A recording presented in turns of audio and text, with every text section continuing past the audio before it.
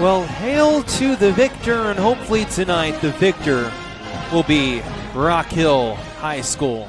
Blue Hawks on the road here this evening for the second to last game of district play. They are in McKinney, Texas tonight at Al Alford Ball Field, where they will take on the McKinney Lions. And the district standings coming into tonight, Allen at the top at 12-2. Prosper, after a win last night, is 12-3, just a half game back.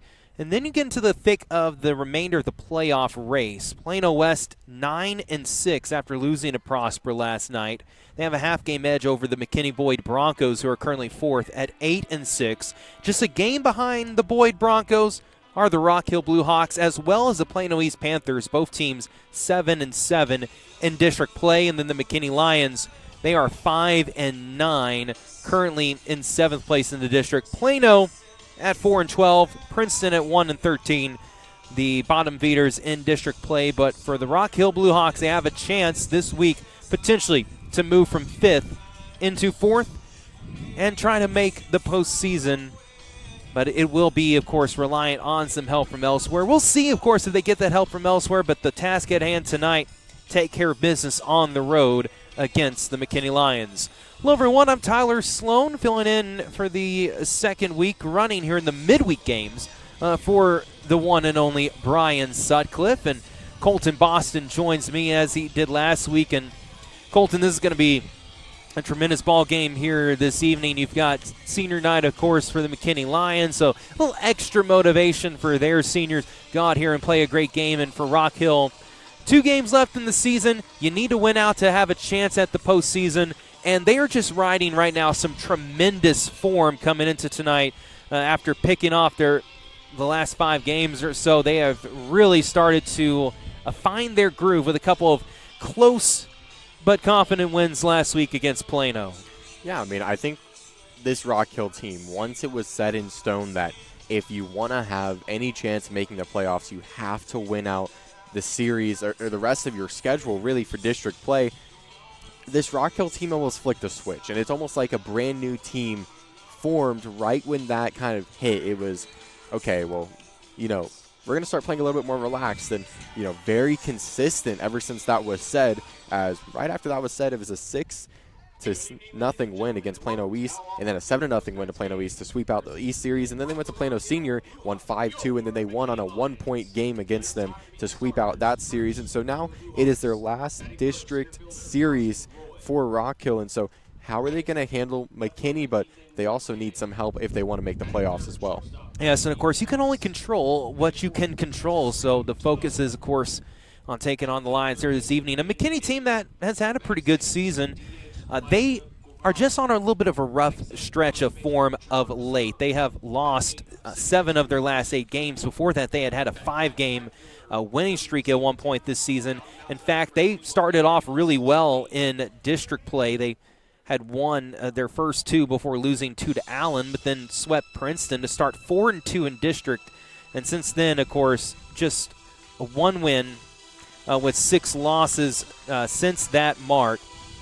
Or rather, 1 win and 5 losses since that mark. So McKinney trying to bounce back from losing the last few games in district play. They were swept by Boyd and then swept by Plano East last week. But for McKinney head coach Colby Goodman in his 3rd year, he'll try to lead this McKinney Lions team to success tonight. We've got a couple good players in their lineup, ones to watch. Eldrick Ramos, who was a 2nd-team All-District last year, and he is going to be high up in that McKinney batting order. He will hit 3rd tonight, and right ahead of him is Brant Hodges, who was an honorable mention in this district last season. Both guys hitting over 300 last year, and they will come in with some good form here tonight as well. McKinney will be in the home unis. They are kind of white with maybe like a little hint of beige in them. But the dark blue numbers and lettering says McKinney on the front chest of their jersey, and then the white hats with the blue M for McKinney in front as well. Rock Hill in the visiting black uniforms with the very skinny blue stripes that go all the way through, pinstripe jerseys and pants, and, of course, the light blue numbers and lettering. Right now is the national anthem here from Al Alford Field.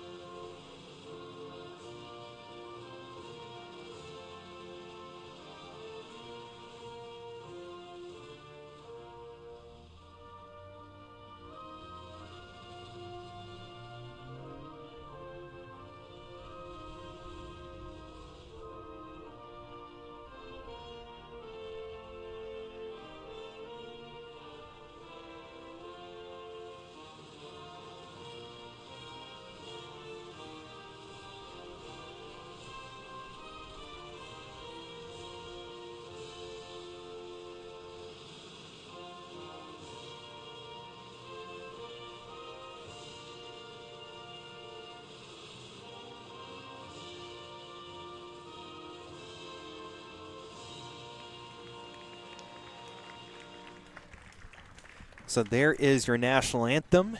And of course, the Rock Hill Blue Hawks will be at bat here to start this game. And before we set up their batting order, let's go ahead and pause for one final break before we have first pitch tonight here at Al Alford Field in McKinney. It's the Prosper Rock Hill Blue Hawks against the McKinney Lions. That's next. Fans, when it's time to gear up like a champion, head to Shields in the Colony. Hey folks, this is Blue Hawk Senior Anthony Gonzalez. From top brand sports gear to apparel for the whole family, Shields has everything you need to play hard and cheer louder. Visit Shields at Grandscape in the Colony, proud supporter of Rock Hill Baseball.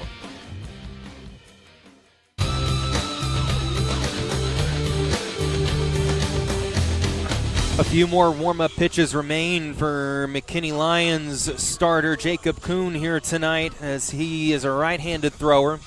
Warming up right now on the mound for McKinney. We'll reset the rest of their defense in a moment, but first the batting order tonight for the Rock Hill Blue Hawks. It'll be Carson Roy to lead things off. Ethan Kalanick will hit second, and then Anthony Gonzalez bats third. Reed Tebow will hit cleanup tonight, and then Aiden McDaniel follows in the fifth spot of the order. And Elijah Guevara will hit as the designated hitter tonight in the sixth spot. Trevor Stum will bat seventh. Carson Cooley eighth, and Morgan Singleton will hit ninth in the order for Rock Hill. And for the Lions in the field, Ethan Estes will be the battery mate for Jacob Kuhn, who's on the mound. And then in the infield, it is Eldrick Ramos at first, Zach Todd at second. At third is Everett Gidney. The shortstop is Brant Hodges. And in the outfield, it is Cameron Miller in left. In center field is Tyson Todd, and Roger Washington patrols right field. From the wind, it is Kuhn with the first pitch of the ball game, a fastball just outside for ball one. 7:28 locally here central in the great state of Texas, our start time for tonight's game. 2 minutes prior to the original schedule. Roy's going to hit one off the end of his bat, and it slowly rolls foul. Just has enough pace to get beyond the first base bag in foul territory, where it is picked up by the glove of Ramos and handed to the first base umpire. Two-man umpiring crew, as always during the regular season. It'll increase to 4 when we get to the playoffs. The 1-1 is smoked by Roy, but into the deep part of the park in right center field, and a few steps above the warning track, the catch is made by the center fielder Tyson Todd for the opening out. Colton, the dimensions here, in center it's 385 to the high wall in center, but if you can push this to the corners in this ballpark, just 305.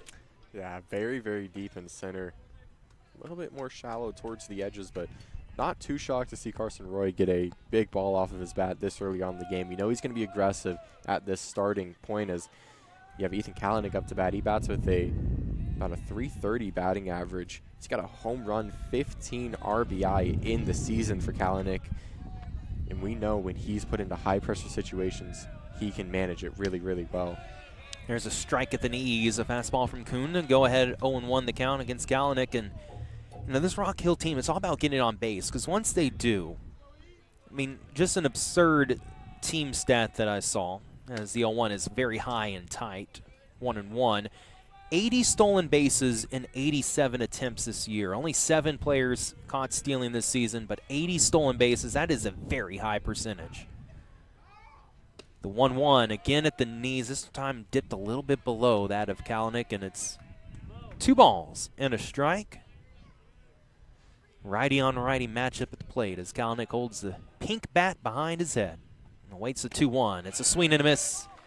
And Kalanick was looking for catcher's interference, points to the catcher and talks to the umpire, but not going to get the call.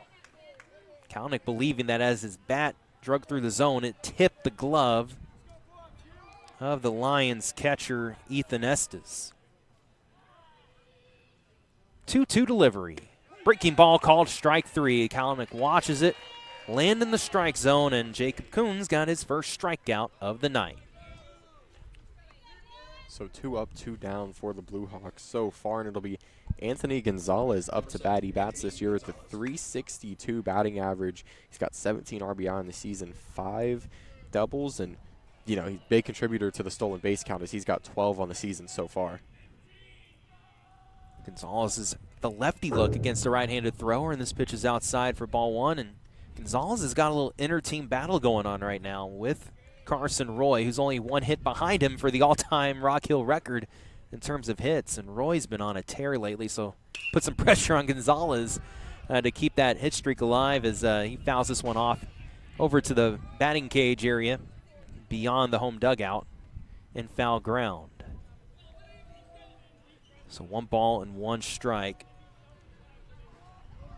And Carson Roy's an absurd 446 this season. Gonzalez at 362. That's really nice, but just not quite as good as Roy has been this year. Takes a strike. It's 1-2 as Jacob Kuhn so far here in this top of the first inning, working the ball around the zone very, very well indeed. Changing eye level.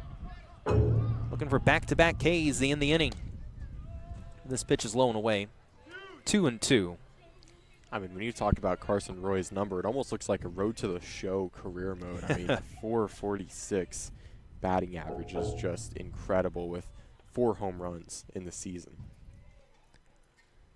Breaking ball. This is toppled over to the pitcher, and Kuhn will jog over to first. Now underhand flip it for the out to beat Gonzalez. In a 1-2-3 inning, that's how it started last week in Plano. The game that we had last Tuesday, but Rock Hill was able then to have a big inning pretty soon after that. So we'll see if that's the same occurrence here tonight. But McKinney will be up to bat in the bottom of the first when we return, as you are listening to Rock Hill Baseball. Fans, when it's time to gear up like a champion, head to Shields in the Colony. Hey folks, this is Blue Hawk Senior Anthony Gonzalez. From top brand sports gear to apparel for the whole family, Shields has everything you need to play hard and cheer louder. Visit Shields at Grandscape in the Colony, proud supporter of Rock Hill Baseball.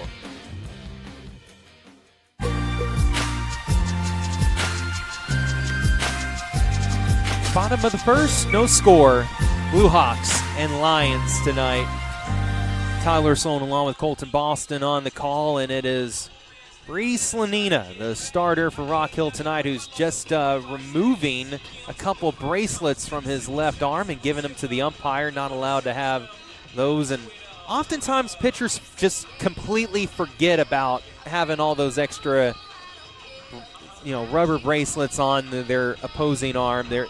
He's allowed, looks like one that's kind of a pinkish tone, but he had about 4 or 5 of them on, and not allowed to do that. So those get taken care of quite often before the game. But now Slanina, all good to go. The righty, he's throwing with, on his right arm, his throwing arm, a sleeve tonight, the very light blue sleeve, which, of course, your sleeve has to be toned opposite of the rest of your jersey, I believe, is the ruling. It has to be a certain offsetting color, and so that is allowed. Slanina comes into tonight. His pitching stats are quite superb. He has a 5-0 record this season, does Slanina. This will be his 7th start, 8 appearance. He has a 2.15 ERA in 42 1/3 innings. His walks and hits per inning pitch is 0.92. Opponents are hitting just 175 off of him. He has 35 strikeouts to just 10 walks. It's been a very successful campaign this year from Slanina. And he and the rest of the Blue Hawks here are prepared to face the lineup from the McKinney Lions. Due up here in the first is Gidney, Hodges, and then Ramos, the top 3 in McKinney's batting order. We'll set up the Blue Hawks defense here after the opening pitch here in the bottom of the first. Slanina from the one. The nice leg kick and blisters a fastball, but it's wide for ball 1. Behind the plate is Reed Tebow, and then around the horn in the infield, it's Trevor Stum at first, Carson Cooley at second, Aiden McDaniel at third, and Anthony Gonzalez is the shortstop. Swing and a miss from Gidney. Even the count at 1-1. Rest of the Lions order after Gidney, Hodges, and Ramos. It's then Kuhn to hit cleanup. Day, the designated hitter, Miles Day, will hit 5th. 1-1 is laced into right field. To Skipper through the first base, second base hole. And a base knock to start the game from Everett Gidney, the third baseman from McKinney. Runner aboard with nobody out. So Miles Day, the DH, will hit 5th, and then it's Roger Washington, Cameron Miller, Zach Todd, and then his brother Tyson Todd. That rounds out the McKinney Lions order. So for the McKinney Lions, it's almost a dream start to this game. You sit Rock Hill down 1-2-3 in the order. You get on base off the first batter up. Already a hit for the Lions. There's a call and strike in the inside corner, but yeah, no one out yet. So Lions have options here, what they want to do. The one advantage here for Rock Hill, even when you allow runners on, Brady Slanina very good at holding runners on. He throws with such velocity, it's hard to steal bases off of him. So it's hard to play that type of game against the Blue Hawks with Slanina on the mound. 0-1 is turned on. It's just going to get through the outstretched glove of Aiden McDaniel. And so that is back-to-back singles through the infield from the Lions, and they are coming out here tonight with an aggressive approach at the plate, trying to take advantage of the Slanina fastball. Yeah, and so far it's worked, getting in between the gaps, the first one between the first and second baseman, and then this last one just past the glove of Aiden McDaniel. So far they're able to find the gaps in this Rock Hill defense and get a good start to this game with no outs and base runners on first and second, and with no outs and their third batter up, already a runner in scoring position so far in the bottom of the first. Eldrick Ramos with an open stance at the very back of the batter's box. From the stretch, Slanina's high for ball one. Ramos likes to start with a really odd open stance. It's not just open. It's almost like he's turned towards foul territory, and then when the pitch comes towards the plate, he'll just slightly move that front foot to square himself up slightly, but he's never fully square, at least on that first pitch. And there's he takes a call strike. He does a little toe tap to square up his front foot. It's just a different technique than I've seen.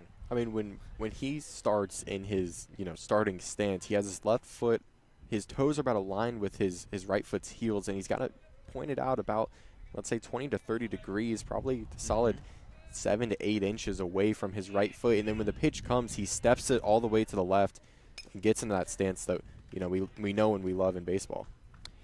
Just tips it foul at the very edge of the bat, and so 1 ball, 2 strike count now from Slanina. Can tell Ramos is a power hitter. He's got a nice frame, a big stature at the plate. He's probably just a little over 6 foot, maybe 6'2". Slanina's 1-2 pitch. Here's a chopper over the middle, chance to turn 2. Shortstop takes it himself, and a big outstretched at first to complete the double play. That was near full split territory for Trevor Stum as he retrieved that from Gonzalez, who took the second base bag himself to turn the unassisted double play. Incredible work by Stum over there on first base to stretch out, get the catch there. Is it now turns it to a 2-out game here in a inning that started off with runners on first and second, and now it's 1 runner on third with 2 outs and 1 hit of the bat. There's a fastball for a strike to Jacob Kuhn, the pitcher, who's hits cleanup, trying to help his own cause, but behind 0-1 the count. Big double play ball there for the Blue Hawks. On that chopper up the middle, Slanina's 0-1 pitch is high. Just before that, the base hit that was just a couple feet to the left side of McDaniel at third. If that was a little bit closer to him, he turns 2 before the Lions get the base runners on, and that would have been nice. But instead, a runner at third with 2 outs. However, now 1 strike away is Slanina from throwing a 0 on the scoreboard here in the first inning, working himself out of some early trouble. From the wind with the runner at third, Slanina has his signal. The 1-2 offering is high. Went with the fastball, tried to put a little extra juice under it. Yeah, and something else to notice tonight, pretty strong winds here at the ballpark. It's almost shooting straight down to home plate, so for a batter, when you hit it, you're going to have a direct headwind. It's going to make it easier for the outfield to try and catch that, but for Slanina, a little extra tailwind on the 2-2 pitch. There's a slow roller to first. Should be easy for Stum, and it is. I mean, right over the top of the bag, and he was 1 foot behind it. Barely had to creep forward to touch the bag, and that's a 3 unassisted in the scorebook, and that is how you work out of giving up 2 singles to start the inning. A double play turned by Gonzalez, and then a ground out to first. No harm, no foul, as 1 runner was stranded for McKinney. No score yet between Rock Hill and the McKinney Lions as we head to the top of the second. It's coming up next here on Blue Hawks Baseball. Hey there, folks. This is Rock Hill Senior Grayson Richards telling you about a company that's family-owned, tail-approved, clean cars, wagging dogs. That's the Scooters way. Go see them in McKinney at 12041 West University Drive. The team at Scooters says go Blue Hawks.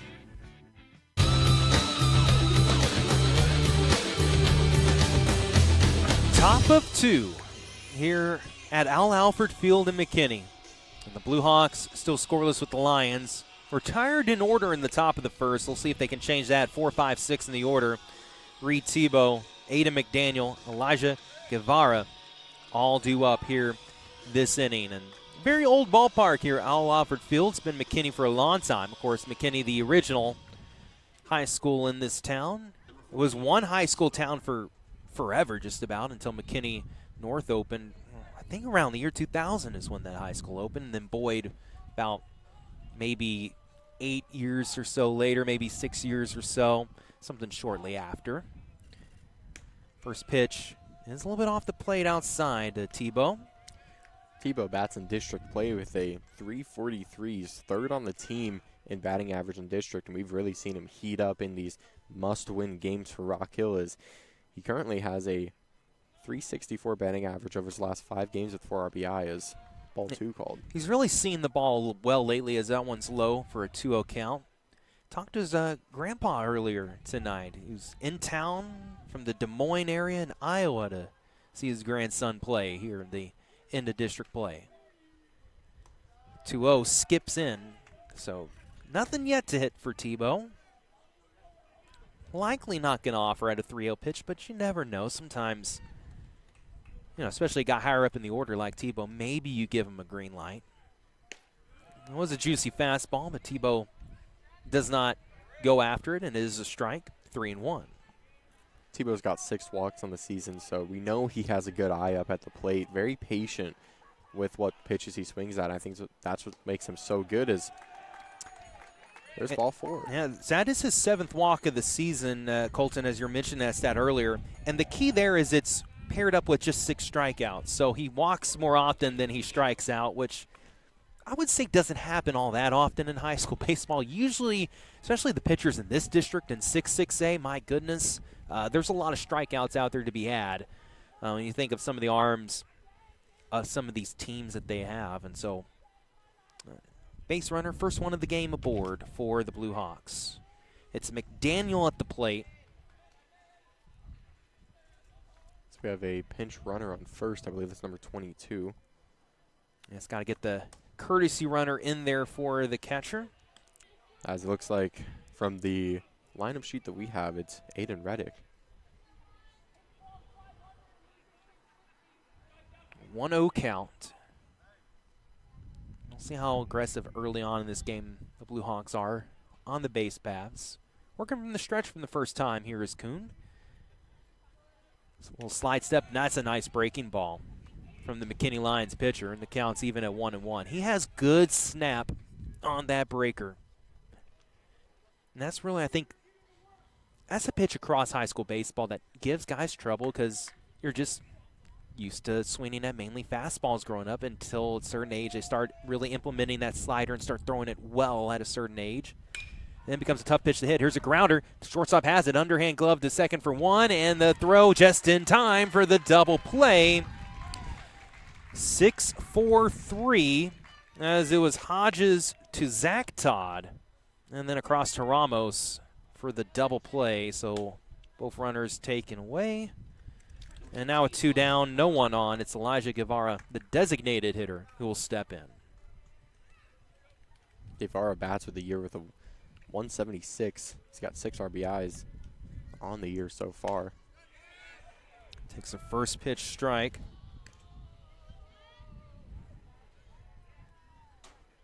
And district play hasn't gone as well for Guevara as I think oftentimes does. Usually in tournament play, you're seeing a lot of different pitchers further down the depth chart of teams, and it's a little easier to kind of find your rhythm. And then in district play, when you're just night after night, it's great arm after great arm, that batting average tends to go down. Hits become much more precious to come by. 1-1 breaking ball. There's a good one for strike 2. On deck is Trevor Stum if the inning continues. He'd love a chance with the runner on to take a couple good cuts. Jacob Kuhn with a deep breath now brings the glove up and starts his wind. His fastball's turned on by Guevara and into left field for a base hit. A one-hopper over the top of the glove of the diving third baseman, Everett Gidney, as that was a hot shot. That's a solid single. That's a type of swing you love to see from guys. You know, once you get to the back half of that order, just take some good cuts and let good things happen when you put the ball in play. So now up to bat, Trevor Stum in district play. He's batting with a 220 overall. He's got an RBI to his name. This ball skips in, a great stop by Estes behind the plate on the backhand side to keep that from letting Guevara take second. It was really good positioning, too, to be able to step out to the right, get that ball with his glove, get in front of it, make sure that Rock Hill doesn't add another base to their already very impressive stolen base count so far this season. 1-0 to Stum is a breaking ball. It stayed high in the zone. 2-0. And just 3 for 20 this season. But, of course, it's a little tougher to get that batting average up in the limited opportunities. You really don't find a rhythm. But Stum getting an opportunity here tonight. Sees a fastball by for a 2-1 count.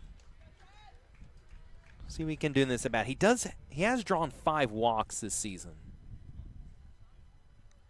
So you can trust him at the plate to make some good decisions. Carson Cooley on deck. This one's popped out of play. We have some darker clouds that are now overhead. Not supposed to rain, I don't believe, from the forecast, but there are some cloudy skies throughout the night expected. I'm about to recheck that weather forecast, though, just to be safe. Just looking at my weather app, doesn't look like anything's forming too much. 2-2 is tipped foul by Stum. Did a good job to get a piece of that and stay alive in this inning. You know, a lot of times, I mean, I've seen this a lot the past couple weeks where it looks all day like it's going to rain and nothing drops. But they are dark gray clouds ahead. And the sun, which was present before the game, has completely just about gone away. Only in the very distance can you see some light. His pitch is low. The catcher had to lean to his right to stop it, and now it's a full count for Stum with 2 outs and a runner at first. Guevara on the move as soon as Kuhn releases the pitch, or as soon as he picks up the leg, most likely. He won't check the runner. He's going to throw a fastball there, and Trevor Stum just watched it straight in, knew it was above his shoulders, and said, I'm just going to go ahead and take first base. That's a well-drawn walk by Stum. He worked the pitch count in that at-bat all the way to full, and then drew ball 4.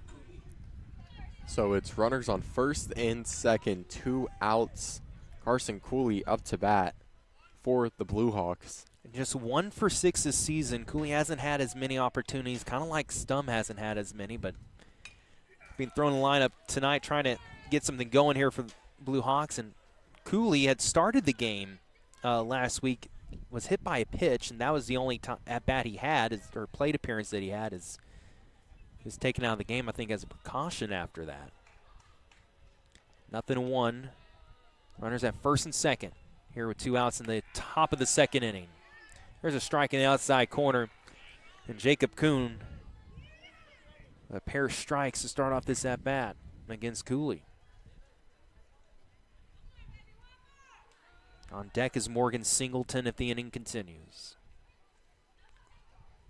Cooley standing in the middle of the box awaiting the pitch. Couple looks at second, now Kuhn fires home. This one's popped foul. That's going to go over the stands, and, you know, some of the ballparks, the older ones like Al Alford Field, the parking lot is really close to the baseball field. I always park way far away and take the lawn walk in just to protect my car from foul balls just like that one. 0-2. This is turned on and driven into left field, and it'll stay about 5 feet inside the foul line and roll all the way to the wall. Guevara will score. They're waving Stum in from third. The relay throw is not going to be in time. It's a 2 RBI double Carson Cooley delivers, and it's 2-0 to the Blue Hawks.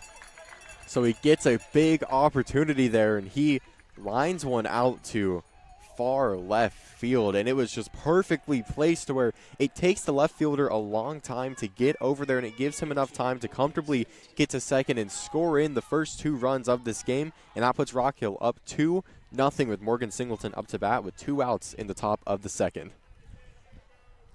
It had that perfect draw to tail away from the left fielder after it hit in left field and rolled all the way to the corner.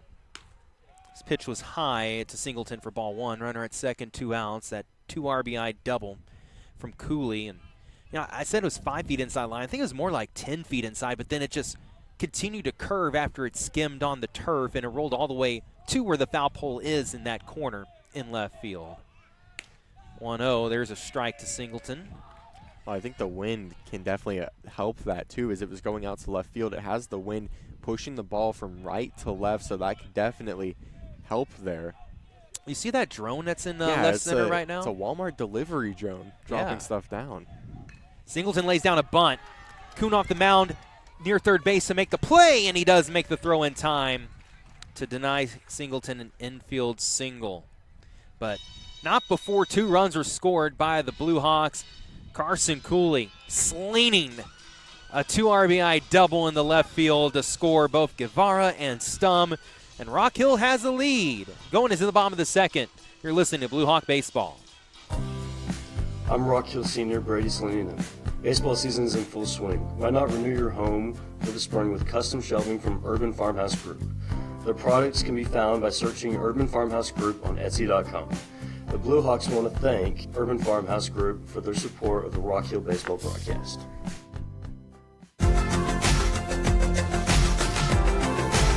Well, you know, Colton, that inning ended just a little too early because I wanted to continue to talk about the drone that we saw in left center. So there are houses right near Al Alford Field. I mean, it's 305 to left field. If you hit it about 330, it's going to maybe get into the front or backyard of somebody's home out there. They do have a raised netting out there to prevent some balls from going over, but if you really blast one, you might hit a house. So that delivery drone's out there, but I was thinking, you know, what if we got a drone out there to operate as like a camera angle for our broadcast? It's some live video, but you could get some nice overhead shots from above the field. That would be pretty cool. You know, that's what I originally thought it was. I thought someone, you know, from some type of film crew had a drone up in the air, and it'd be a really, really cool angle. But, I mean, they would have had a great angle of that hit over to left, but it's a Walmart delivery drone, and the only ones that I've ever seen of that were out in Princeton. So I'm always interested in that as a student pilot. It's always really, really cool to know where you might see a little bit of drone traffic around you, trying to learn the area, make sure that you know of all the hazardous areas with traffic around you. But I thought that was really cool. I thought it was a filming drone, and then I saw it drop something down, and yeah, no, that's a delivery drone. Delivery drone, yeah.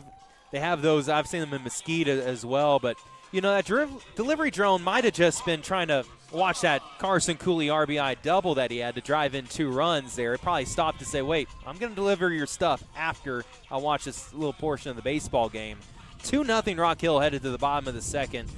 The DH Miles Day will start things off for the Lions. Will be followed by Roger Washington and Cameron Miller in their batting order. Second inning of work for Slanina. The first pitch is low for ball 1. After giving up back-to-back singles, Brady was able to force a double play and then another infield ground out to end the first inning. Working from the wind, an 0-1 delivery is low and away. So falls behind Day, 2-0. The Lions with 5 wins in district play started 4-0. Pitch is high, or excuse me, they started 4-2. Sandwiched in between a couple series wins was a pair of losses to Allen, but they played Allen relatively well in that series. This Lions team just sort of had lost their momentum here in the second half of district play, just kind of tailed off and fallen out of the playoff picture, but still a really good ball club. This one chested down, dropped for a moment, and the throw a little off target, but I tell you what, towing the bag nicely over there at first was Trevor Stum to cradle it and make the play. Is that throws a little bit off kilter from Carson Cooley. He tried to sidewind it and didn't really landed its target, but he's bailed out by his teammate. Yeah, a couple times we've seen Strum kind of stretch off of the bag tonight, and it's an incredible job by him to make sure that no balls kind of go past them, no balls are loose around him. But for your ballpark weather report, a lot of this cloud coverage is moving north, but a lot of the pop-up showers, as strike one is called there, a lot of the showers are out towards Tyler right now, and they're staying kind of stationary over there, so hoping that they stay over there, but a lot of the dark clouds moving towards the North Texas area currently. Yeah, those showers can stay out there for as long as they want, as far as I'm concerned. Go ahead and give the folks in East Texas some extra rain. They need it. They need it. Another strike from Slanina. Should be 0-2 the count. Our fastball struck him out looking, and Washington never really offered in that at-bat. Just kind of watched the strikes go by and swung at the first pitch, watched the next two, and the throw around the horn, though, was messed up by Rock Hill. They threw it errantly towards third, and McDaniel had no play at it. So sometimes that's one that frustrates the coach when you see just the routine around the horn after a strikeout and messed up. You're going to say, okay, no more of that. Just get back to the pitcher and let's continue the game. Well, and I think in that last at-bat, what we saw from Slanina is it might take an inning or two for him to really find his rhythm, find his groove in a game, and I think we found it right there in that at-bat. Oh, he sure did. And strike one is Miller, sort of a half-hearted offering at the ball. This is the part of the order that you just have full confidence that Slanina is just going to overmatch these guys. That's usually what happens the further you get into the order. There's another strike of the knees for an 0-2 count. Slanina knows at this point, not really scared of the pop of these guys. They might get a hit or two off of you, but you can really attack the zone and throw a lot of strikes. You just don't want to get behind in the count to the Lions hitters that are at the lower portion of the lineup. 0-2 fastball. There is a base hit in the center field. That's what happens, though. If you leave it too far over the middle of the plate, these guys can still hit, and Cameron Miller's aboard with 2 outs. That's the third single tonight for the Lions. The plan was good, got to 0-2, but then you don't want 0-2 to be over the heart of the plate. You want that to be at the corner. There's one of those minor mistakes from the pitcher that results no harm, no foul, just a single there with 2 outs, but you don't want those to pile up, of course. Now it's Zach Todd at bat. This one is going to line drive in foul territory, and Stum had to just race 4 or 5 steps to his left to make the catch as it hung up in the air. Inning over. See, just one extra pitch after allowing the single for Brady Slanina. Through 2, it's 2-0. Rock Hill on top, and they'll be back at the plate looking for more when we return. This is senior Morgan Singleton from your Rock Hill Bluehawks. Are you hungry for better meals without the hassle? Discover Wild Fork, your destination for chef-quality meats, seafood, and flavored packed meal delivered frozen fresh to your door. From fresh, not frozen, premium steaks and seafood to ready-to-eat favorites. Wild Fork makes every meal unforgettable with variety as big as Texas. Visit the Wild Fork location in Prosper, Aquate, and 380 and taste the difference for yourself. Wild Fork, real food, real flavor, and real easy.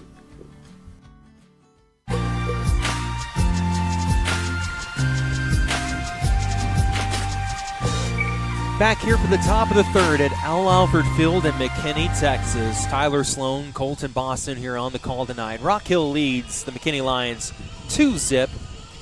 One of the older ballparks that you'll have here in the DFW Metroplex. It's got a nice awning over just in front of the press box to protect the entire center section of seats. Uncovered sections all the way as it horseshoes around the left and right side.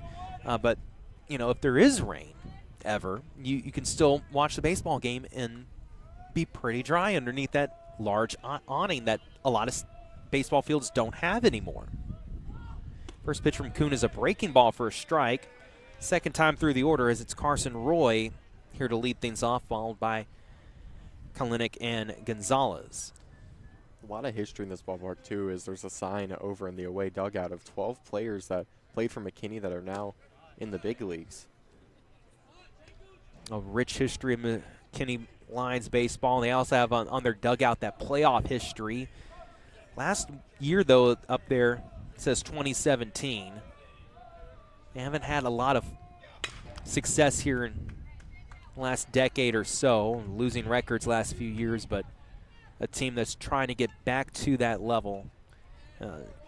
Back when I played, McKinney was still a very, very solid group, and they were making the playoffs every year back in those days, 27 through 2011. All playoff seasons for McKinney. 1-2 count after Roy fouled off the last pitch towards the Lions dugout. He holds back at a high fastball. Was trying to turn on it, but left the bat behind him, even though his body went through. So it's still alive here with 2 strikes, leading off the 3rd inning. Kalanick on deck. And this one hits Roy. It's just skimmed him, so it wasn't a solid contact, but definitely caught a little piece of him, and so he'll take first base. You know that deep flyout Roy had in the 1st inning, with the wind blowing straight in tonight, I think if the wind was blowing straight out, it probably would have left the yard. Oh, yeah, no doubt about that. It's a very strong wind here tonight, too, as, you know, some days it's just, 5-10 miles an hour. You can visibly see the clouds moving along. They've kind of slowed down, but whenever Roy hit that ball way out to right center field, the wind was blowing pretty hard towards home plate as Ethan Kalanick steps up to bunt. Yeah, showed bunt, popped it up and into the back screen. So no 1 count, and the on-deck man, Gonzalez, will chase down that foul ball. And Roy, will he try to steal here? 13 stolen bases coming into tonight. I think he's had like 6 in his last 5 games or so, and he'll scamper back to the bag as this pitch was high for ball 1. Kalanick takes the wristband out of his back pocket to look for what the sign was that he received. Shows bunt again. The pitch from Kuhn. It's pulled back. Runner on the move. It's a throw on target. The tag is applied in time, and for just the 8th time all season, a Blue Hawk has been caught stealing. That is as straight of an arrow as a throw as you can get from Estes. That was really well done. It one hopped to the shortstop who's covering, it was a low hop, so that's why he was able to quickly apply the tag. Not only was that the 8th time that Rock Hill hasn't reached stolen base this season, but he also got out Carson Roy. Here's a line shot in left field. Now will drop for a base hit, and Kalanick thought about 2 for a moment, took a deep, wide turn, but heads back to first with his helmet half hanging off his head. Maybe needs a size smaller helmet because that thing was about to come off. What were you saying again about Carson Roy there, Colton? So Roy, it's really hard to get Roy out. He shows incredible speed on the base paths and also out in the outfield. As you know, if you look at on the season, he's 2nd in the team on stolen bases overall with 13, 2nd in district with 8. So trying to get his 9th, but put a stop to. Not to be. Here's a ground ball right to the shortstop. He will decide to just go to first. It's maybe not in time, and yes, safe. Gonzalez beat it out. It took a really high hop off the turf. Just hung up there, and the first baseman, Ramos, couldn't do much but just wait for it to get to him, and Gonzalez had blistering speed to beat out the play. And at first I thought for sure they were going to go to second, but I don't know if it wasn't cleanly handled by Hodges or if just Kalanick was so close that he thought, I don't want to chance it to second, or maybe the second baseman wasn't covering quick enough. But, yeah, wasn't able to make the play at second, so at the last moment had to change and go to first, and just not in time as Anthony Gonzalez, Speedy Gonzalez there. As the catcher, Reed Tebow, will now be up at the plate. Kind of .314 batting average in district play. There's a belt-high strike. Nothing in 1 to count. Walked his first time up, and now a chance for Tebow. 1 RBI would put him at double digits for the season. He'd be the 6th player this season for Rock Hill into double-digit RBIs.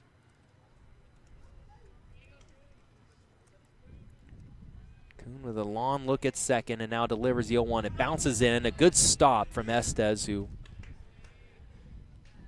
has done a tremendous job so far, the McKinney catcher. You can tell that he earned that starting job at catcher for his defensive work. He doesn't hit in the batting order, and anytime you have a player in the field that is out there despite not hitting, that means he plays really good defense.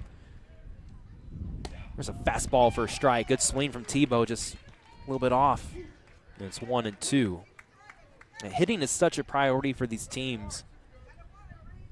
Now, whenever you have a staple like that defensively, it's because they're playing at an elevated enough level that their defense makes up for them not being in the batting order. 1-2 is called strike 3, and I think Tebow, as he kind of half shuffled out of the way of that pitch, because he was so close in the box, it just maybe caught him off guard because that was a jamming type of pitch, but it was in the zone. Yeah, and it was a really tough pitch to hit for Tebow, as Aiden McDaniel will now come up to bat. Well, it's a 2-on, 2-out situation in which Carson Cooley came up large in the previous inning with a 2 RBI double. Well, McDaniel follows suit. First pitch is away for ball 1. McDaniel, he does have a home run this year, and I believe that was in the 11-8 home run derby at the Hollow of Rock Hill against McKinney Boyd a couple weeks ago.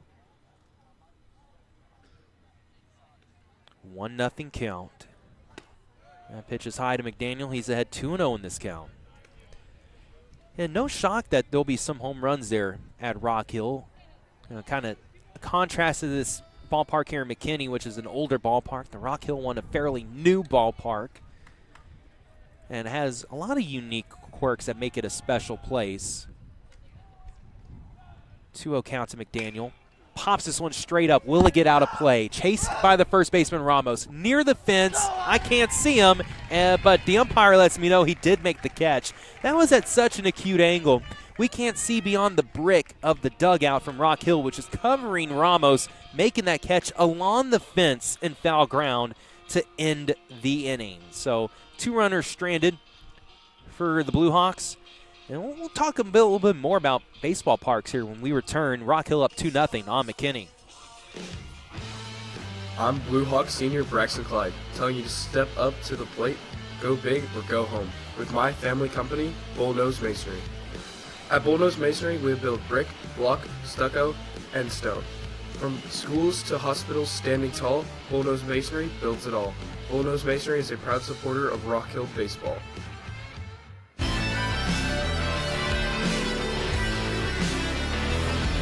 Well, Brady Slanina continuing to warm and prepare for his 3rd inning of work. 2-0 lead to protect there for Slanina, the Rock Hill has, as we enter the bottom of the 3rd. For the McKinney Lions, 8-9-1 in their, or rather 9-1-2 in their order. Tyson Todd will lead off, and then it's Everett Gidney and Brant Hodges. We were talking about baseball parks and the difference between an older park like All Alford Field here and the newer park there in Rock Hill. And one thing I love about Rock Hill's ballpark is those seats in left field above the wall. You don't have many high school ballparks that let you sit in the outfield as a fan. And even though in the major leagues those tend to be cheaper seats, I love the view from out there. You see the game in a different way, and especially being kind of a student section, I love those outfield seats. It's the only time you really see that at some ballparks is when it's like a grass out there and people can drive up their trucks to the back fencing and watch the game from their vehicle. So I love that part down Rock Hill. It's a smaller ballpark, but it leads to some more action, a lot more hitting sometimes. And one difference, that foul ball we mentioned earlier, that the parking lot's so close here at All Alford Field. You're in danger zone for foul balls that are right behind the park. This is a swing and a miss from Todd. Counts 0-1.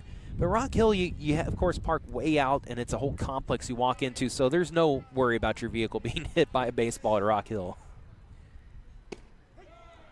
There's another strike, and it's 0-2. Yeah, as you talked about the different seating options and how it changes perspective on the game, my perspective on the game completely changed when I got a chance to go out to Globe Life Field earlier this year. Here's the pitch. There's one toppled over to second base. Glove down and a little shot put just in time. I tell you what, that was a little nerve-wracking over there from Cooley as he waited a while to get rid of that, but it was just in time for the out. A little close there on first with the ball coming in, just very tight timing there over there on first. My perspective completely changed of the sport whenever I was able to go out to Globe Life and shadow the broadcasting team there, and I was able to go out on the film deck in dead center of Globe Life Park. It's a completely different way to see the game than anywhere else on that park, and that was an incredible experience. Is that the camera that shoots straight at home plate? Yep. And that is a really unique view, because you always wonder at home how they get that camera shot, and it's just really well designed. You have to design a ballpark for that, as this one's foul tipped into the glove, and the count's even 1-1 to McKinney. Not only is it hard to plan a shot like that, but to be able to follow and track the ball, it takes an enormous amount of skill. So that's a large amount of respect for camera workers. It's a pitch on the outside corner for a strike. 1 ball and 2 strikes now. McKinney, who singled his first time up, going to try to be a 2-strike hitter here against Slanina. Working from the wind with those white cleats that he has on tonight, in contrast with the dark blue jersey there for Rock Hill. Breaking ball, strike 3, froze McKinney. And that is the second strikeout tonight for Slanina. 2 gone here in the bottom of the 3rd. And I think we're seeing Slanina really find his rhythm in this game. Later on we get into this game, it was very similar about a week ago. You see him find his rhythm, and he can just take control of the strike zone incredibly well. And that has to be one of the most intimidating things, is when you have a taller pitcher like Slanina up on the mound who can control the strike zone. I mean, you're playing a huge mind game. This pitch off the plate to Hodges, outside, 1-0 count. We're talking about the different angles of Globe Life Field. I got to play at the old Globe Life Park, which is now Choctaw Stadium. This one is whipped out of play on the right side. 1-1. Back in high school, I did get to play at Mesquite there against the Ennis Lions in a non-district game, and I got to play a couple innings in right field. And my perspective changed a lot. So this one's also fouled off to the right side near the buses where they're parked, but it hits the shed instead. A ball and 2 strikes. 1 more strike for Slanina to get out of the inning. But the ball off that grass at Choctaw Stadium, I mean, that grass is so thin, it's like hitting concrete. It really skims at you fast, where in high school, as there is a blow-by fastball for strike 3, back-to-back Ks for Slanina to end the inning. And just to finish my point real quick, grass in high school is a lot thicker usually, so the ball comes at you a little slower in the outfield. In the major league ballparks, that ball will travel at you in a hurry. So I learned that a lot from just playing in the outfield, and that's something I wouldn't have known had I not had a couple of innings out there to kind of see what major league conditions are like. So that was a very cool experience. And anytime you go to a ballpark, it's always cool to get a new experience, whether it's a vantage point or you get to walk on the field in some sort of fashion. Top of the 4th inning coming up next as you're listening to Rock Hill Blue Hawk Baseball. This is Senior Blue Hawk Carson Cooley. First Graphic Services is a Prosper ISD family-owned sign and graphics company that has been providing graphic solutions for over 30 years to the North Texas area. They specialize in signs for home builders, developers, political candidates, school districts, realtors, as well as many other local businesses.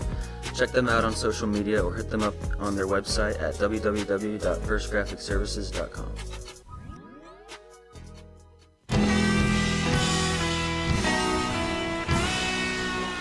Well, here at the top of the 4th for the Blue Hawks, it's the designated hitter to lead things off. Elijah Guevara, followed by Trevor Stum, and then Carson Cooley. And they were the 3 that produced the 2 runs that we have so far in this game for a 2-0 Rock Hill lead. First pitch is low for ball 1. And the Walmart drone wanted more of Rock Hill baseball. Yeah, somebody's busy ordering a lot of stuff tonight, as Guevara sends a charge, but a line drive into straight center field, climbing up about 4 steps for the opening out of the inning. Out there in center is Tyson Todd. Second time we've called his name tonight. So 1 out on 1 pitch. I'll bring up Stum, who walked and scored back in the 2nd inning. Now, I was wondering, unlike Major League Stadium where they would say that's an airspace violation, I guess they don't have those here in these high school fields to be this close for those drones. This pitch is low for ball 1. Well, it's interesting. For high school football games, there's a no-fly zone around the stadium, so teams can't fly a drone or, get footage that way. They definitely have those in place. There's a breaking ball off the plate. It counts 1-1. Why is that drone so high if it's going to drop something down? I mean, it's got to have a parachute taking it down because, I don't want my items damaged, I don't want them slamming into the turf. Here's a grounder, sharply hit, but right at the shortstop. That's going to be a two-hopper that's handled well at first base by Ramos. Hodges kept that one as a low skimmer, and Ramos took that one well on the backhand for 2 outs here in the inning. I just saw at the end there the drone, it's like a crane. It dropped down to release the item and brought back up. So that makes more sense. Instead of plummeting 50 feet down to the ground. Strike one to Cooley, who doubled and has both RBIs in this game. Back in his first at-bat. 0-1 becomes 0-2 as Jacob Kuhn doubles up there on the strike zone. Waiting to see if Cameron Miller in left would shade a little more towards the line where Cooley sent his double at first time up, but he's still kind of his normal left field positioning. Cooley pops this one foul. I'll get out of play and towards the car park. All gravel car park as well, so very old school. 0-2. But Cooley's double in the second inning came with 2 strikes. Stays alive, fouls this one straight back as well. Somebody's going to be busy fetching those baseballs. And I think it's really cool that this ballpark has a little bit of an older feel, and I think McKinney embraces that with their jerseys. You look at the font, it looks a little older. Another breaking ball that's fouled off 3 straight back from Cooley. That one just got over the stands. And, also just the plot of land that this is on, right off of one of the busier streets here in McKinney. In a neighborhood setting. This one's popped up again. 4 straight out of play. Do we have 5? It's a great job by Carson Cooley, though, to keep this at-bat alive in a 2-out situation as Coach Stanton, fresh off of his 101st victory as a Rock Hill baseball head coach, he comes out with a couple of replacement balls as it seems like we've lost a few to the parking lot today. The umpire ran out of balls. He's going to the McKinney dugout looking for more, and Coach Stanton throws one over to Kuhn there on the mound, and see what Jacob, how he likes that new baseball here with the 0-2 count. Cooley's going to lift into left field for a base hit. Now, the conspiracy theorist in me would say, did Coach Stan do something at baseball, let his hitter hit? Definitely not. But that would be hilarious. Illegal, but hilarious. Only illegal if someone calls it out. But Carson Cooley able to get on base in a 2-out situation. It brings up Morgan Singleton up to the plate. He tried to lay down a bunt at his first at-bat. Was caught out at first. First pitch is high for a ball. How about Cooley, who came into this game 1 for 6 in at-bats this season, but 2 for 2 here tonight. And really, he's shown up strong here for this Rock Hill team. This pitch near Singleton inside. They're 2-0. Back to the top of the order with Carson Roy on deck. And if Singleton can reach, could be trouble for the Lions here in the 4th, even with 2 outs. A little late rally here for the Blue Hawks. This one's fouled out of play by Singleton. The wind grabbing a hold of that. Now more towards the road that's out a little bit off the left, so I can only imagine a lot of cars not happy with baseballs over the years here at the stadium. Well, I used to call games at Highland Parks Field, and Lover's Lane is literally, within touching distance of that ballpark, and there's signs everywhere there that say, as there's a called strike too, that Highland Park is not responsible for any balls that strike your vehicle. So your drive, you need to plan your drive around baseball games there, because many a car I have heard the ball strike there while calling games there at Highland Park. There's another driven ball in the air. There's a diving effort in left, and it's caught. Oh, that's a full frontal dive in left field by Miller to take that away from Singleton. A well-hit ball. But Miller able to snare it on the diving effort straight forward.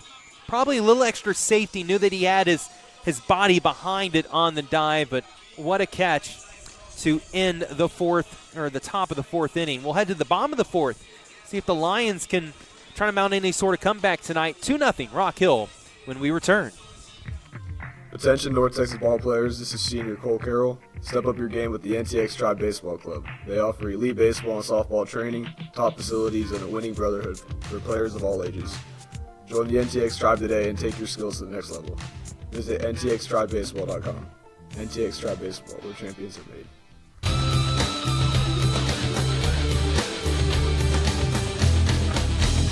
Well, the bottom of the fourth coming up, and in the Lions order, it's 3-4-5, the heart of their order. Ramos, Kuhn, and Day all going to hit here against Slanina. And this is one of those spots in the game, if you're a pitcher, unlike Brady coming out for the fourth inning, you know if you can retire the side here in the fourth, that's at least one more likely smooth sailing inning when you get to the lower part of the order.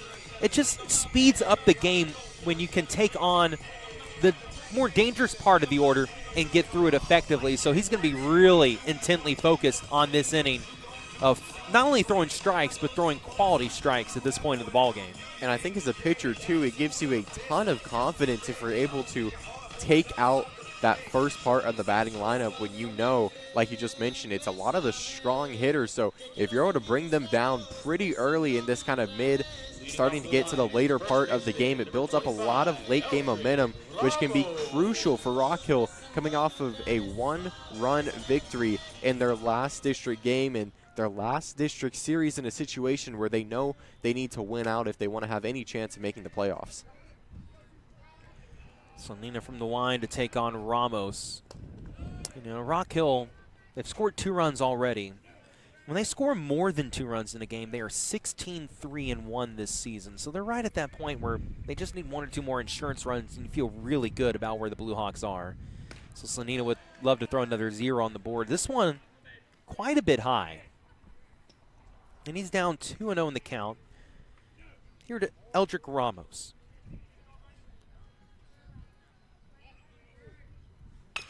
This one is rolled foul off the top of the bat of Ramos. Got over top, so it's some top spin. So I'll make the count 2-1. Remember, Ramos has this kind of not normal batting stance as he starts off really tight with his feet really close to each other, and then he widens it out as there's a big swing and a miss. And he does, to me, against pitchers like Slanina, appears to be just late. And I can't help but think that if now he starts with a wider stance, maybe he's going to decide to change stances all of a sudden. This one is fouled off the top of the plate. Coach Stannon didn't like that. It appeared like it could have been in fair territory perhaps off the plate, but the Ramos is kind of just standing there at the plate blocking the catcher Tebow's chance to go grab a baseball. But it's 2-2 nonetheless. It looks like Tebow got up wanting to make that play in front of the plate, but Ramos just kind of standing there blocking Tebow. It's a tough situation for Tebow. He wants to make the play, but he can't really make it in front of him. It's a 2-2 pitch from Slanina. Grounder to second. Cooley sidearms it in time. That time had a little extra time to make that play. So 1 out here in the 4th inning.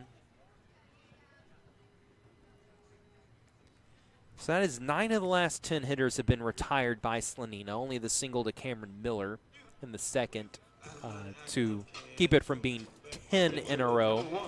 Just the 3 singles given up in this game. No walks yet by Slanina. Really solid work, the ace of the Rock Hill staff. With 1 out.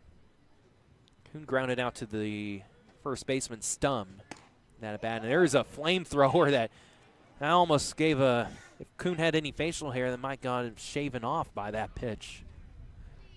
Had to back out of the way. 1-0. There's another high charge fastball, and it gets by the diving effort of Stum into right field for a base hit for Jacob Kuhn. 4th hit of the game for McKinney. The Lions have a man aboard with 1 out. And they'll bring in a courtesy runner for the pitcher.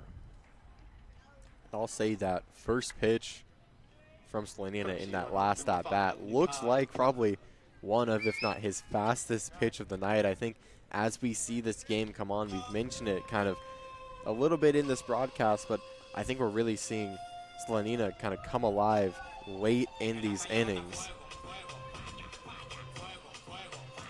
As a runner on first now. The Miles Dye. I thought it was Day at first reading it, but it's Miles Dye who's at the plate for McKinney. Corrected by the PA address. From the stretch, Slanina, a couple of looks over, and then a nice low pitch that was out of the zone, but Dye offered at it for strike one. I mean, it looked like it couldn't have been a couple inches off the ground. So it's a great job by Tebow getting a stop on it, but it's also an incredible pitch by Slanina to get Dye to swing at it, as it is a little low, but it's a great looking pitch from Slanina there. Runner on the move. Tebow could not make a clean exchange from his glove to his hand, so that'll be an unopposed stolen base there. Runner at second in scoring position with just one out. Another drone flew by the ballpark. At first, if it went to the same spot as the last couple, I was going to say somebody must be listening to the broadcast and just want to get some airtime. Some airtime. Ball and a strike. Runner at second now. Slanina will fire home. It's a check swing. It gets by Tebow. Has a chance to turn and throw to third, but the runner does take third as well. That'll be a passed ball against the catcher. In and out of his mitt. Really one that he would like back. So it's a one base hit that then, after two stolen bases, gets the runner in scoring position on the third. Stanton having a couple of instructions for his team out there. Corner's playing in. Stum is about a step ahead of first base. Try to protect the runner from taking home on a grounder in the infield to the corners. This pitch is inside. Tricky situation here for Slanina. One out in the inning. We've seen Rock Hill as a team being able to kill off big momentum moments like this from the other team, where might have bases loaded or runners in scoring position. They're able to kill it out. 3-1 is a strike right at the knees, and the count is now full at 3-2. It's the second time tonight the Lions have a runner reach third base. Gidney was stranded there in the top of the first inning. Working from the wine with the runner at third. The 3-2 from Slanina is foul tipped. Might have hit the ankle on its way through there from Miles Dye. I do like the matchup coming up with Slanina against both Washington and Miller. So it's one of those things where it's a full count. You want to get and retire Dye. You'd like to strike him out or get an infield pop-up of some sort, but I wouldn't necessarily be afraid to walk him because I think you have such an advantage on the next two guys in the order.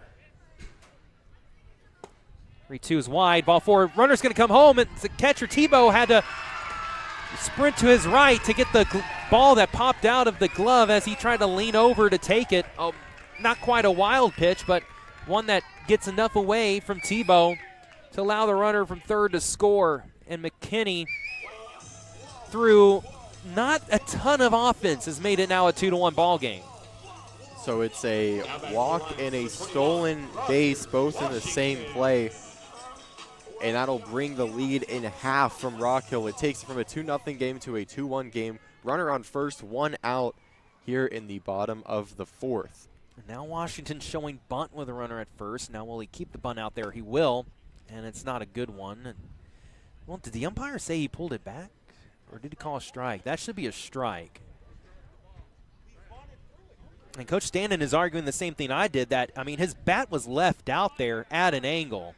So it should be a strike, and he's going to call a conference here. The umpire thought that the batter brought his bat back, but he never made a motion to bring it back. He just sort of dropped it low, but it was still extended out there, and I think Coach Stanton has a very valid point. Yeah, I mean, from our perspective here, it didn't really look like he brought it back at all. Like you said, it looked like he pretty much just dropped it down. I honestly thought he just kind of let go with his right hand, and, you know, the top of the bat kind of just dropped down there. And they are going to change it to a strike to the applause of the visiting Rock Hill fans. You know, with 101 career wins, I think Coach Stanton is able to gain that experience. He sees something like that, he knows he can call it out, and it's a good call out as gets it overturned. It's now an 0-1 count here with 1 out, bottom of the 4th. 1 strike and swing and a miss from Washington. Now the count's 0-2. Yeah, Coach Stanton, nothing gets by him. And in games that are tight like this, a 2-1 game that you only lead by a run, you need to make sure you don't let anything go by if you see something that can be appealed. Washington fouls this one straight back into the netting behind home plate. Very small backstop here at McKinney, by the way. It is the length of what is right in front of us, a little brick here that has a little padding back there. And I'd say, let's see, I'm going to measure my shoe up against it. That's 1 shoe. That's 2 shoes. 2 shoes high of a wall, of a backstop back there. The rest is netting. 0-2 count still. Slanina to Washington. Fastball, and again, it's a little bit of an elevated fastball, and Washington being so tall is just able to get the underneath part of the bat on it. Yeah, and I wonder if we're going to see the length of that backstop come into play at all tonight, as we've seen a couple times throughout this season. When you have a field that has a bit of an elevated backstop, you get a wild pitch, it almost bounces straight back as it did out of McKinney Boyd's facility. But with a backstop like this, I'm not sure if it's going to return to you as fast. It has a really good chance to maybe get a good bounce and get up into the netting, and almost dead stops right there. Called strike 3. And for the second time tonight, Washington watches strike 3 land by. That is now 4 strikeouts for Slanina tonight here in the bottom of the 4th inning right now with 2 down. 1-run lead after the Kersey runner for the pitcher, Kuhn, was able to score on what officially goes down as a pass ball, even though it's kind of just, I mean, it was a really good base running move because the ball didn't get too far away from Tebow, but just enough with the speed to score on the ball that traveled probably 8 feet away from the base. Runner at first, 2 down. Miller has a single tonight. This pitch is high for ball 1. The base runner is Dye, the designated hitter who walked on the pitch that allowed the runner to score. 1-0 count. Low hold in the stretch for Slanina. Brings his arms up, and here's a ball out of play. Just above our broadcast vantage point. We're set up about, see, how many steps down the first base line would we be? About maybe 5 steps down the first base line. So at a bit of an angle, but still with a great view. We got the net up front here to protect us. You know, back in the 1940s, I don't think we'd have this net up here, and you and I, Colton, would not be right here to broadcast the game. Here's another ball up the middle for a base hit, the same exact spot as last time from Miller. He's got his target practice down. He's 2 for 2 tonight, and runners at first and second with 2 outs, and that brings up Zach Todd. Yeah, look, I think something that McKinney is doing really well so far in this inning is you have Rock Hill, a team that has been really strong in their past couple of series. They shut you down in the first 3, but McKinney's able to respond, and now they have runners on first and second, a runner in scoring position with now half of the lead for Rock Hill than what they had in the inning prior. It's a 2-1 game with the leading run standing on first. McKinney's putting a ton of pressure on Rock Hill right now, but it's 2-out situation. We've seen Rock Hill being able to kill this out not only throughout the season but throughout this game, as McKinney had a runner stranded on third earlier in the game. There's a fastball that's cut out of play. On the swing from Zach Todd, 0-1. You know what they say about pressure, though? It does make diamonds, and this season the Blue Hawks have churned out a lot of diamonds in these sort of situations. Signals now from Cooley at second to the pitcher, Slanina, who was off the rubber and just looking over at second for the sign. So that's how they're communicating what potential coverage there might be at second base. Here's a fastball, just sort of a, I'm going to throw this as hard as I can up there type of fastball, and it was barely tipped foul by Todd. 0-2. And you know right now Zach Todd has to be thinking, He's got to catch up to that fastball. And does that bring in the breaking ball for Slanina here with 2 strikes? Slanina has an incredible record of being able to kind of throw the string on it, slow it down, throw it really fast, and he'll step off the mound towards second. Of course, you don't have to throw it to second as a right-handed thrower. It's only first base that you have to throw to if you're making a move off the rubber. You can step that back foot off and turn to first, and not throw it, but otherwise you do have to force throw to first, but not to second base. There's a strikeout. He went back to the well with the numero uno, the heater, and it worked. 5 strikeouts now for Slanina in this game, and that works out of a jam and preserves a 2-1 lead for the Blue Hawks as we hit the top of the 5th inning. Next, you're listening to Rock Hill Baseball. Attention fans, this is Blue Hawk Senior Aiden McDaniel. Whether you're training, tailgating, or cheering from the stands, Shields in the Colony has you covered. With the best selection of sporting goods, footwear, fan gear, and more, all under one roof. Shields is your go-to destination for every adventure. Plus, don't miss the unforgettable in-store experience at the Shields in the Colony. Gear up with Shields, proud supporter of Rock Hill Baseball.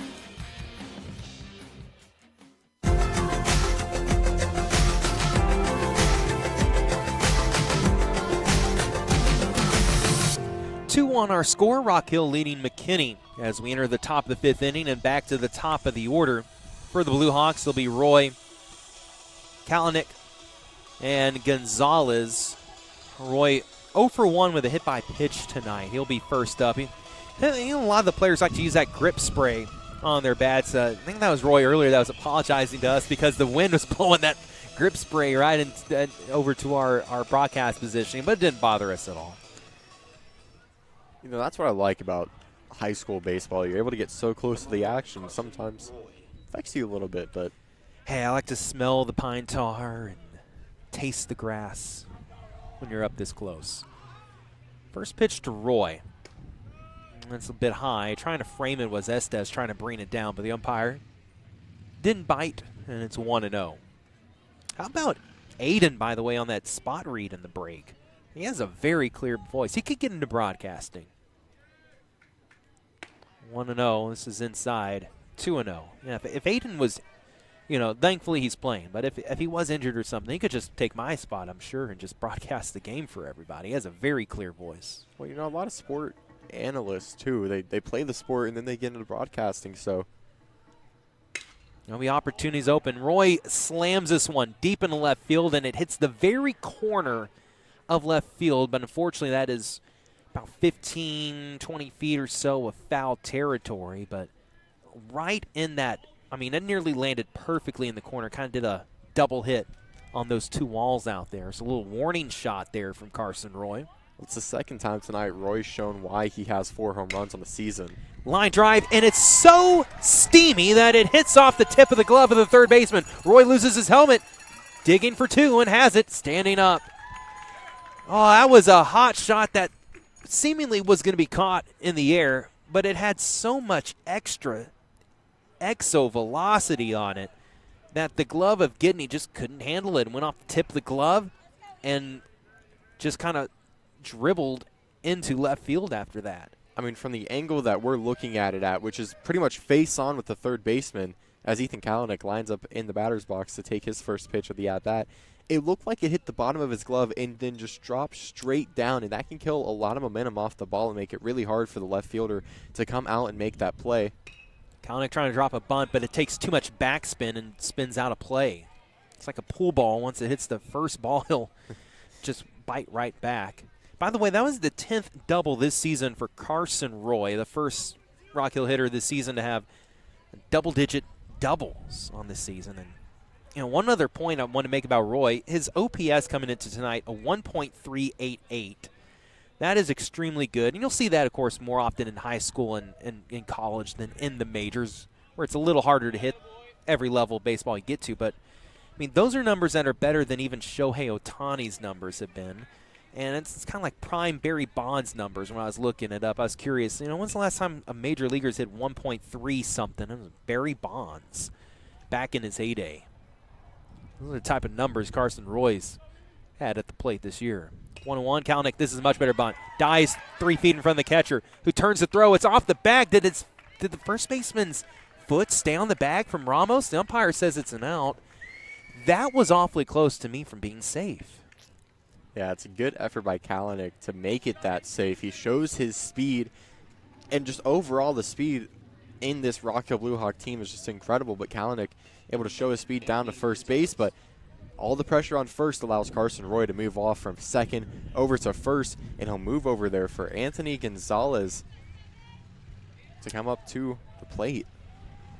Gonzalez is 1 for 2 tonight. He had an infield single in the third, just a tremendous infield single where just pure pace.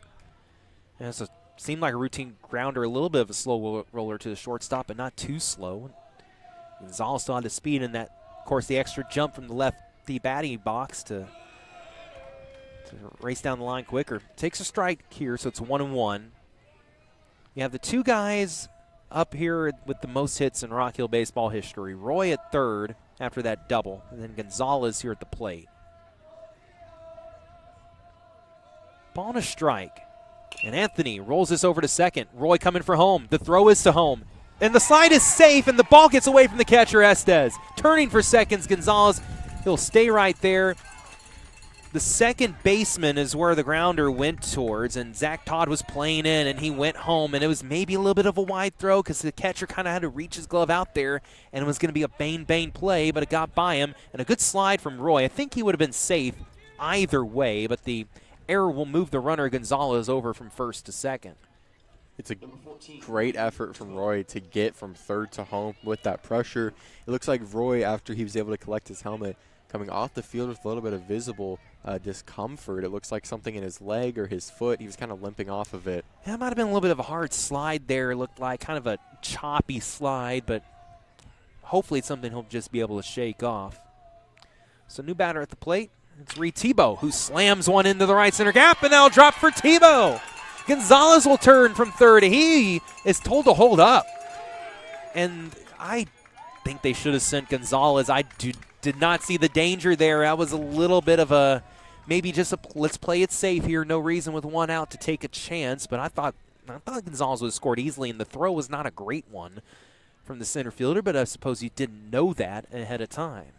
So Tebow also got about halfway to that second baseline before kind of stopping dead in his tracks and returning back to first. But what a hit for Reed Tebow, especially with his grandpa in tonight from Des Moines. Absolutely. Show off there is we have a pitching change, I believe. Now in the night for Jacob Kuhn.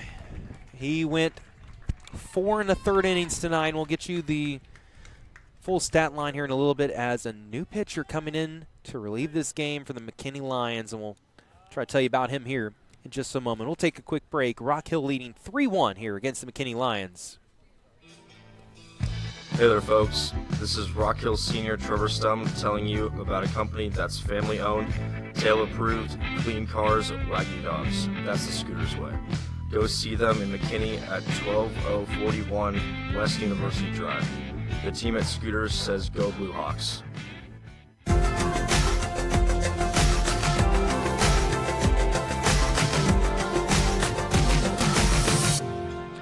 I'm going to have to wait for the public address to give us the name of the pitcher, because when I took a photo of the McKinney lineup earlier tonight, I had to zoom in because it was in pencil and really hard to see. So I didn't get all the subs off the bench on my lineup, so unfortunately I don't have that for you. But I'm going to go through the box score for Jacob Kuhn tonight, who left this game after 4 1/3 innings. He had just 2 strikeouts on the night.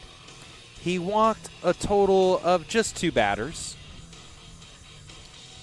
He gave up a grand total in the hit department of 6 hits on the night.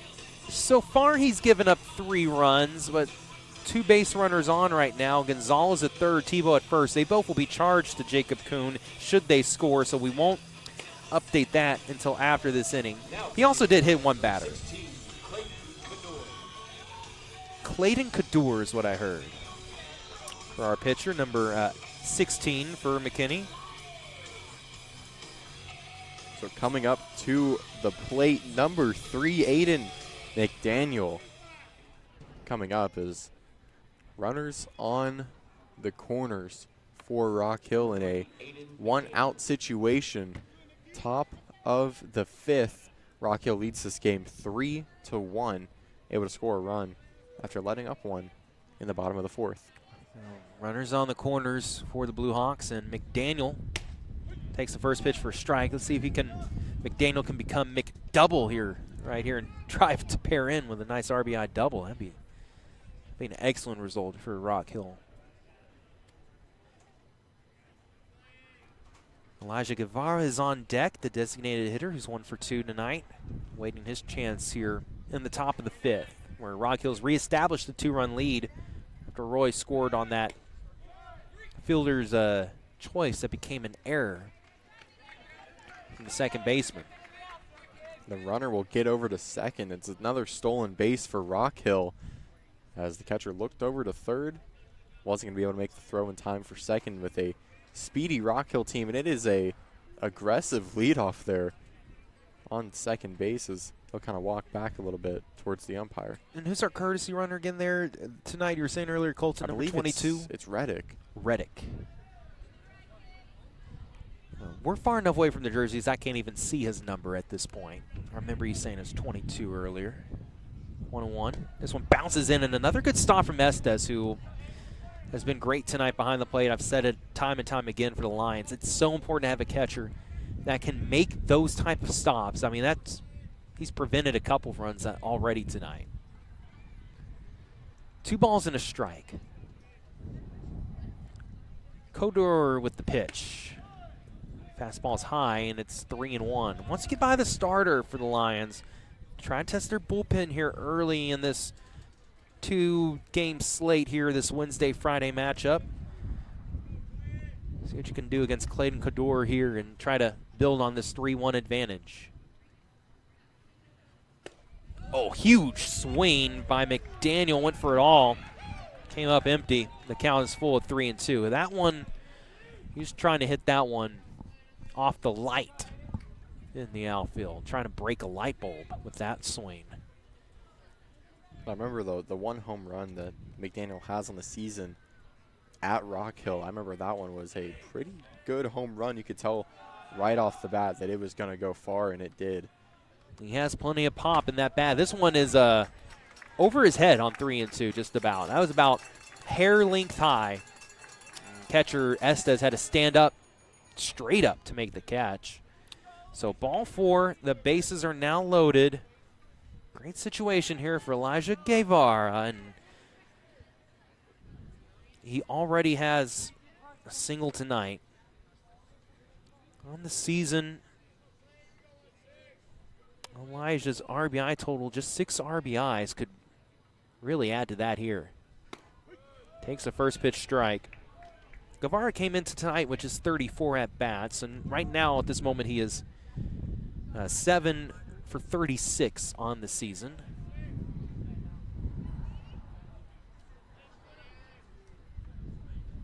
Right around that 180 mark. Trying to turn on that fastball, but instead it goes the opposite way, out of play, and he's behind 0-2 in the count. Just 1 out. Trevor Stum is on deck, by the way. Here with the bases loaded and 1 out.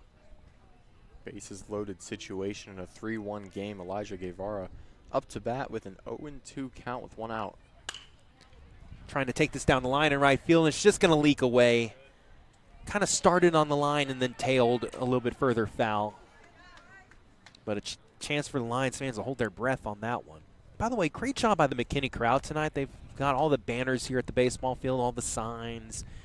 You know, their team is out of the playoff hunt, but they're still come here to celebrate the seniors, and balloons and yellow and blue, and love the atmosphere that they've set for tonight's game. Great fan base here in McKinney. 0-2 to Guevara, who turns on the breaking ball to Hopper, but only 1 play for the third baseman, Gidney, and it was over to first, so a runner scores on the RBI ground out. That's Gonzalez who scores, so an RBI for Guevara. That will be number 7 on the season, and that works. And that makes it a 4-1 ball game here with 2 down in the top of the 5th inning. The largest lead of the game now for Rock Hill at 3. So 4-1 game runners on second and third. 2 runners in scoring position. Trevor Stum up to bat now. He can really pull away here with a base hit from Stum here with 2 outs. I mean, 6-1 really is a gut punch to McKinney. Oh, and this one near the head of Stum, and he whipped it out of the way. Gotta protect that young face. Yeah, and throughout the warm-up pitches of the new pitcher that has come in for McKinney, a lot of the pitches that he was warming up with, the catcher had to stand up to go catch, so he's throwing a little high today, and I think that's something that all these batters are about to come up are starting to notice about him. This one more eye level, and this is a line drive, and I don't know if the second baseman had to move an inch on that one. It was a hard hit ball from Stum, but Zach Todd basically just stayed exactly in his stance, and his glove never really left his left chest. It just landed perfectly right there. He might have moved it a fraction, a few inches. So a little bit unlucky there from Trevor Stum. 2 runners stranded on base for Rock Hill, but they have grown the lead to 3. It's 4-1. Blue Hawks as we head to the bottom of the 5th. You listen to Rock Hill Baseball. This is Senior Reed Tebow from your Rock Hill Blue Hawks. Baseball season is in full swing. Why not renew your home for spring with custom shelving from Urban Farmhouse Group? Their products can be found by searching Urban Farmhouse Group on Etsy.com. The Blue Hawks thank Urban Farmhouse Group for their support of Rock Hill baseball broadcasts.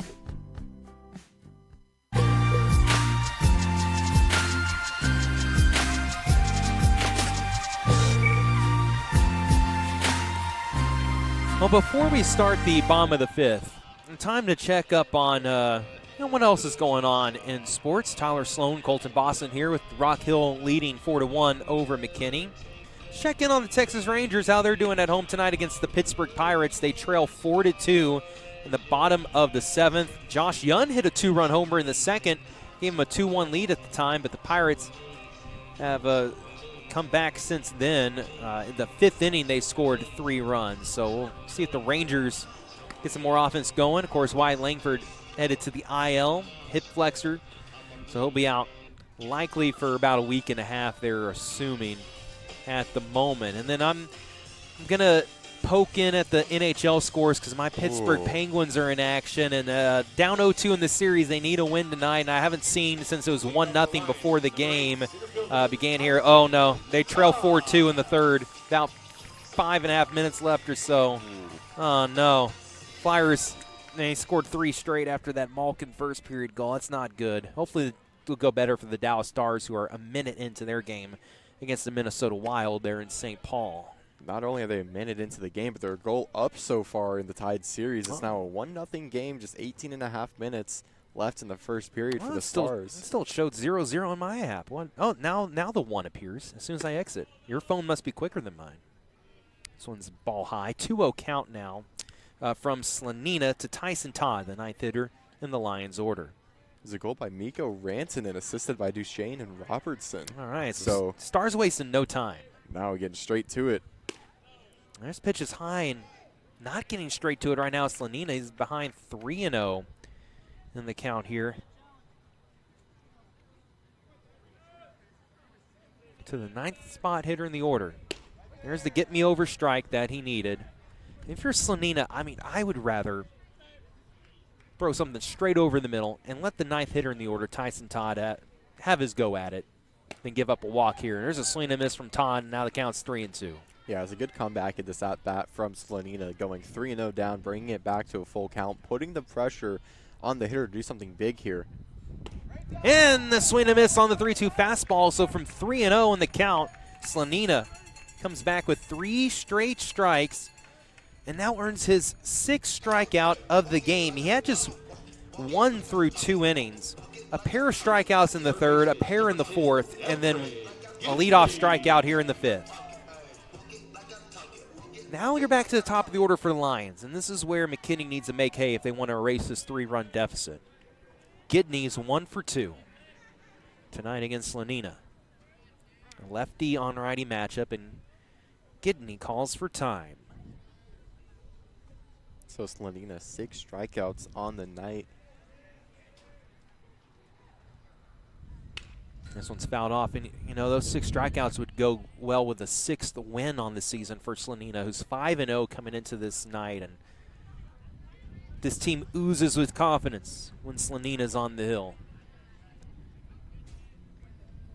They know they don't need many runs to win a game. Slanina's not going to give up a ton. 4 is the most he's given up in a game so far this year. This one's high, and the count's 1-1. McKinney with a wide stance at the plate. Kind of shuffles his feet out of the way of a breaking ball that curled in. Counts 2 balls and a strike. Starting to now dip below 70 degrees here tonight as we're approaching 9 o'clock Central. Still great weather, though. I still haven't had to use my jacket that I brought. This fastball's low, and it's 3-1 now. So in the 5th inning, Slanina falling behind the first couple batters that he's faced. There's a strike to make it a full count for the 2nd consecutive hitter.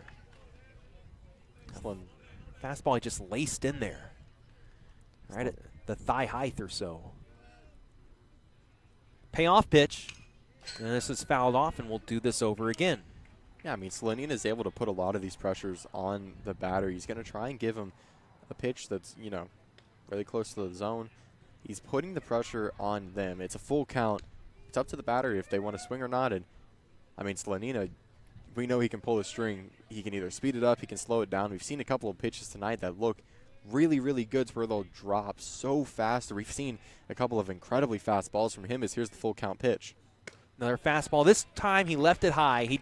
He just didn't quite fall through as much as he normally does. Left it a little bit upstairs, and that is the first walk tonight from Brady Slanina. It comes with 1 out in the bottom of the 5th inning.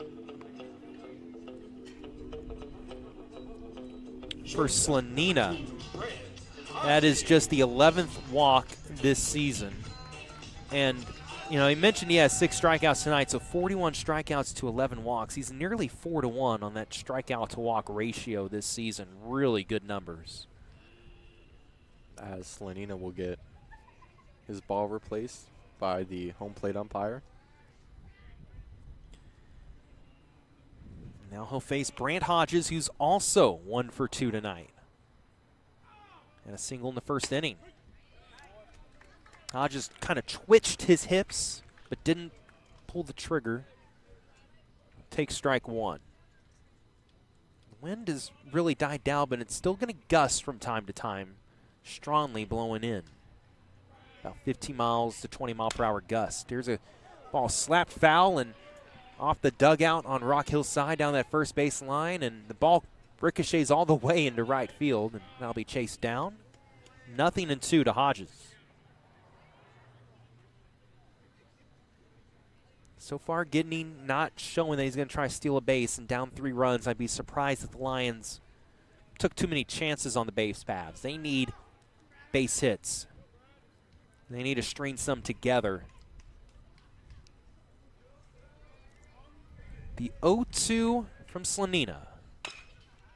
Fastball topped over to third base. McDaniel going to go to second, and that's the only play that Rock Hill's going to make. Too much time to turn a double play, but that was well done by McDaniel to get the lead runner out on a ball that normally third baseman's going to go across and just settle for the out at first. I mean, I love that fielding from McDaniel right there. He gets in front of the ball. He doesn't let it drop in front of him. He makes that one bounce off the initial hit. It goes up probably about 20, 25 feet in the air. McDaniel is able to get under it, get in front of the ball, and he makes the throw to second. It's almost a little unexpected from a third baseman. Normally they're going to throw across the first there, but he gets the leadoff runner out, and it's going to make McKinney work one more base harder if they want to try and come back against Rock Hill in this 4-1 game here in the bottom of the 5th inning. 2 outs here in the bottom of the 5th. Just 76 pitches thrown by Slanina so far tonight. That was number 77, and it's skips off the turf for ball 1. But pitch count, not a worry right now for Slanina. It looks like he probably, as long as he keeps up this pace, will throw a complete game tonight. Perhaps if he has another taxing inning, maybe he'd have trouble finishing this in 7. Here's a grounder through the first, second base hole into right field. Coming on with a strong throw to hold that runner at second base is Singleton. Yeah, Well, first time tonight Morgan's been able to show off the arm a little bit. Hasn't had much action yet in right field. and again, just want to talk about that throw from McDaniel on the previous play. If he made that throw over to first, we would likely be seeing a runner round to go home on that last play. So it's incredible fielding that just builds on each other. We will have our first mound visit of the night for Rock Hill as Brady Slanina going to visit here with Coach Stanton, and the entire infield going to come in. It's a big part of this game here as Eldrick Ramos with the single. First base hit of the inning for the Lions, but they have 2 aboard here with 2 out. And in a 3-run game, the tying run now at the plate, and this is really an opportunity here for both teams to control their fate in this game. 4-1 game. The Lions could really put a dent into Rock Hill's lead here.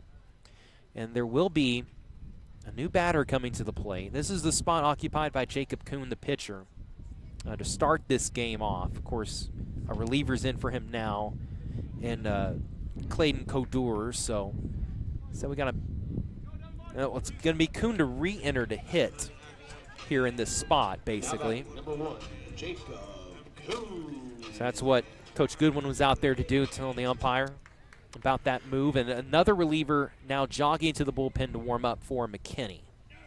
Racing over there to the bullpen here with 2 outs. Kuhn tonight, 1 for 2. Single and the courtesy runner for him scored in the 4th inning. Runners at first and second here for the Lions. Fastball, Kuhn's going to deliver it into center field for a base knock. Charging it is Roy. Going to try to make the throw home.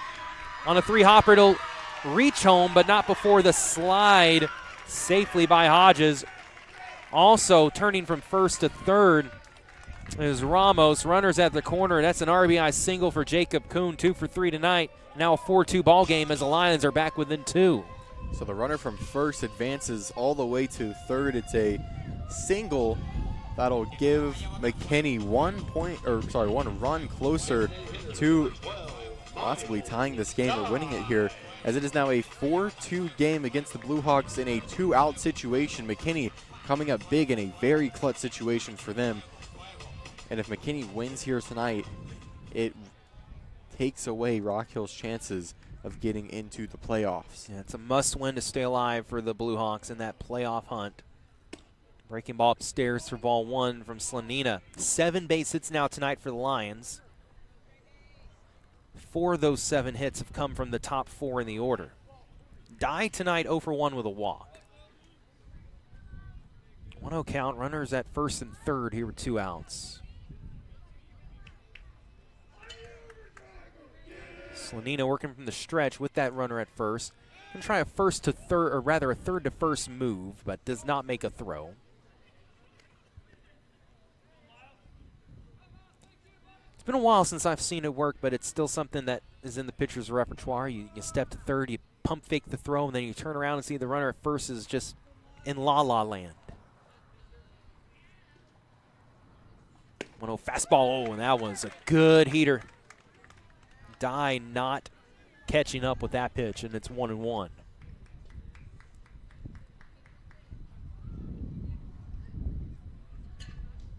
You know, third to first, always preferred instead of the big leg kick move to the step off and fake quick toss to third, and then see if first base is doing anything.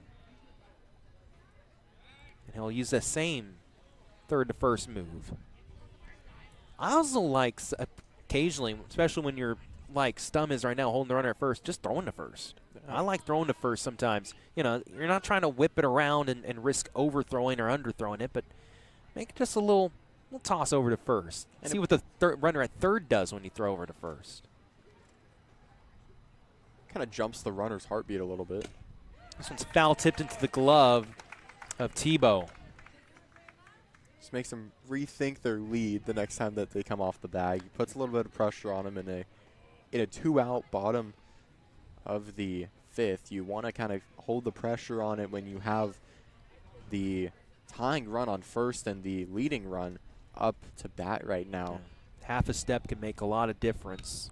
1 ball, 2 strikes here. It won't matter the runner's lead if Slanina can earn his 7th strikeout of the night. This one's pop foul out of play. So Miles Dye will stay alive, and that hit a car. And that, again, what I said, it's okay to walk a mile into the ball field if your car is safe. You just want to avoid that damage. You know, I took one of the furthest spots I could coming in here today for that reason. I parked in the back and next to a big vehicle that's going to protect my smaller vehicle.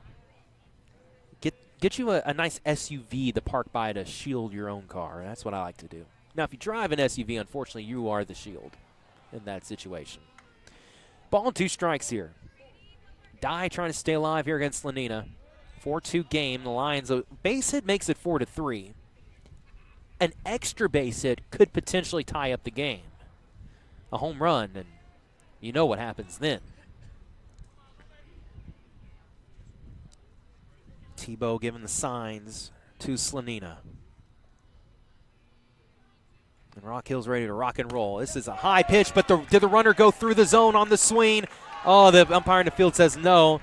That was one that was, it could have been called either way. I think Dye just held off, in my opinion, but that easily could have been called by an umpire that he went through the zone on that high fastball in 1 and 2.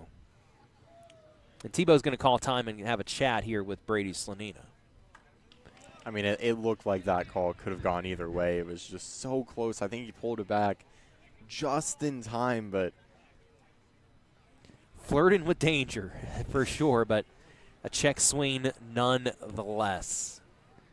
So we got a key pitch here. 2-2 count. Runners at the corners with 2 outs in a 2-run ball game. A lot of 2s there. 2s everywhere tonight. Can Slanina clutch up on this pitch? Reed Tebow sends in the signal. Breaking ball. Dye offered at it, and Dye struck out. Umpire at home says he went around, and he did. There's a terrific breaking ball from Slanina. Maybe a little unexpected because he's used the fastball so much tonight, but that is strikeout number 7. It was a beautiful call. Catcher and pitcher working in tandem there to end the 5th inning. 2 runners left on base by the Lions. Rock Hill with a 4-2 lead as we enter the 6th inning. Rock Hill baseball continues in a moment. I'm Blue Hawk Senior Boston Wilson, asking if you're hungry for better meals without the hassle. Discover Wild Fork, your destination for chef-quality meats, seafood, and flavor-packed meals delivered frozen fresh to your door. From fresh, not frozen, premium steaks and seafood, ready-to-heat favorites, Wild Fork makes every meal unforgettable, with variety as big as Texas. Visit the Wild Fork location and prosper at Coit and 380 and taste the difference for yourself. Wild Fork, real food, real flavor, real easy.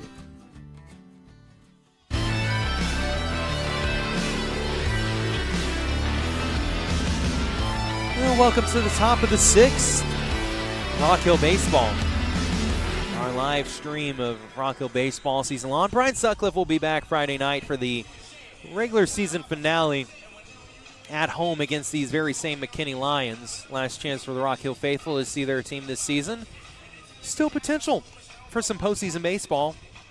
That it's still a slim chance because you're relying on McKinney Boyd dropping a pair of games to Princeton, and it looks like there's very much a potential that Plano West is going to finish at 9-7, but unfortunately Plano West swept the season series against Rock Hill, and well, if Boyd just splits with Princeton, they also have finished 9-7, and they also swept the games against Rock Hill. So you're going to go back to those 4 games and think, man, if we just won one of those, maybe that would have been the difference to make the postseason. But in this tough of a district, it's just hard sometimes. Somebody's got to be the odd team out, and this year it might be the Blue Hawks, but they still have a lot to play for here tonight with hope still alive. And as long as there's still a little bit of hope, you just keep pressing on, and you hope that maybe a little luck will roll your way.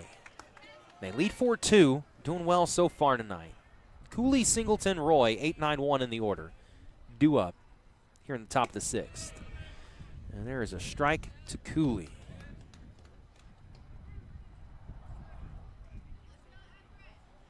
Nothing to 1, no one on. Middle infield playing right at the edge of the turf from the outfield to infield turf. Another ball sent way out of play. Nothing in 2. Carson Cooley tonight, 2 for 2, has a single and a double. The 2 RBI double in the second started the scoring for the night. He's had an excellent night at the plate. Facing a new pitcher for the Lions as well. Did you catch his name, Colton? I did not.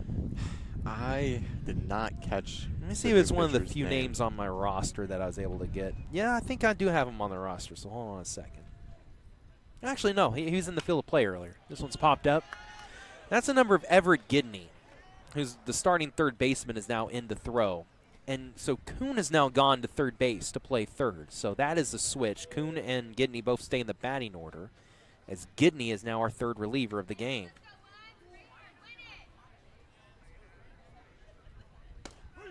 And that is a called strike 3 on Cooley. He's retired by Gidney to open up the 6th inning. So, real quick from earlier, the book on Jacob Kuhn, who threw 4 1/3 innings. He did end up giving up all 4 runs. 3 of the 4 were earned. So that completes his stat line, and then Clayton Cordor threw 2/3 of an inning. As this one's popped foul by Singleton. Let's see. And I'll do the math on his stats in just a second. So Singleton up to bat, Roy on deck. It's 1 out, 0-1 count. Here's the pitch. And trying to bunt his way on, but that one's fouled off as well. Singleton down 0-2 in the count. So Cordor, in his 2/3 of an inning, gave up 1 hit, 1 walk. He wasn't charged for any of those runs. Did not have a strikeout. No walks. Right, sorry, I did say 1 walk as well. Gidney from the wind. Nice fastball on 0-2, but Singleton able to get a piece of it, staying alive. He has grounded out to the pitcher and popped out on a really well-hit ball on the left. The diving grab was made to retire Singleton by Miller. Yeah, and we know if Singleton can get a good bunt down, he can beat it out to first base. He's got incredible speed. Now this one's going to be a one-hopper to the pitcher, and Gidney will underhand toss it. Similar to how he was retired in the 2nd inning, Singleton goes down here in the 6th. 2 up, 2 down. And now Roy will bat, who is 1 for 2 with a double. And he scored in the 5th inning as well. I mentioned earlier on that slide he had to score. He's a little shaken up after that, but yeah, will stay in the game. Going to adjust his pants here real quick. Guys just want to tug a little bit, get that a little extra, drag of their clothing out of the way. There's strike 1. Make sure the jersey's nice and tightly tucked in. And he's continuing to kind of adjust both his jersey and his pants there after that pitch. Maybe just a little loose fitting tonight. Maybe the season, over the course of the season, he's just working out so much. Maybe lost an inch on the waistline, perhaps. There's strike 2 to Roy. Gonna tilt his head back. Still kind of bothered by something, it seems like. Just the batting gloves a little bit as well. Nothing at 2. 2 outs, no one on. Little tap of the gloves on that batting handle. And Roy sends a hot shot to the shortstop, who backhands it, but in the deep spot of the infield, and that is safe at first. An infield hit for Carson Roy. Just too deep for Hodges to make a play, and he tried to, again, that low throw off the turf to help it kind of skip over towards first, but just you're not going to retire a guy with the speed of Carson Roy when you field it that deep on your backhand side in the infield. Yeah, I mean, Roy, not only does he have incredible speed on his feet, but that ball was hit with a ton of speed, just kind of in between that shortstop and third baseman gap. Is Roy on the move. The throw from Estes. This time is late. Caught him earlier stealing, and this time Roy earns the stolen base, and he calls for time to retrieve his helmet that he left behind. that ball by Roy was hit so fast it forces the shortstop to kind of back up a little bit, play it a little bit deeper back, and it causes for a longer throw, a little bit more margin for error there. But Roy able to beat it out on first, get a stolen base, put him in scoring position. Number 14 this season for Roy. Second stolen base tonight by the Blue Hawks. They now have 82 as a team this year. It's Kalanick up at the plate with an 0-1 count, 2 outs. Top of the 6th. Kalanick, sharp shot, but that was gloved down by McKinney. That was well done. The pitcher, of course, is also an infielder, so it makes it a little easier, but that was a quick shot that he just dropped that glove and plucked it off the top of the mound. So Kalanick retired to end the inning. Roy was stranded at second base. Through 5.5 innings of play, it's still 4-2. Rock Hill leading McKinney. And we'll be back for more Blue Hawk baseball in a moment. I'm Blue Hawk senior Julian Lockhart. First Graphic Services is a Prosper ISD family-owned sign and graphics company that has been providing graphic solutions for over 30 years to the North Texas area. They specialize in signs for home builders, developers, political candidates, school districts, realtors, as well as many other local businesses. Check them out on social media or hit them up on their website at www.firstgraphicservices.com.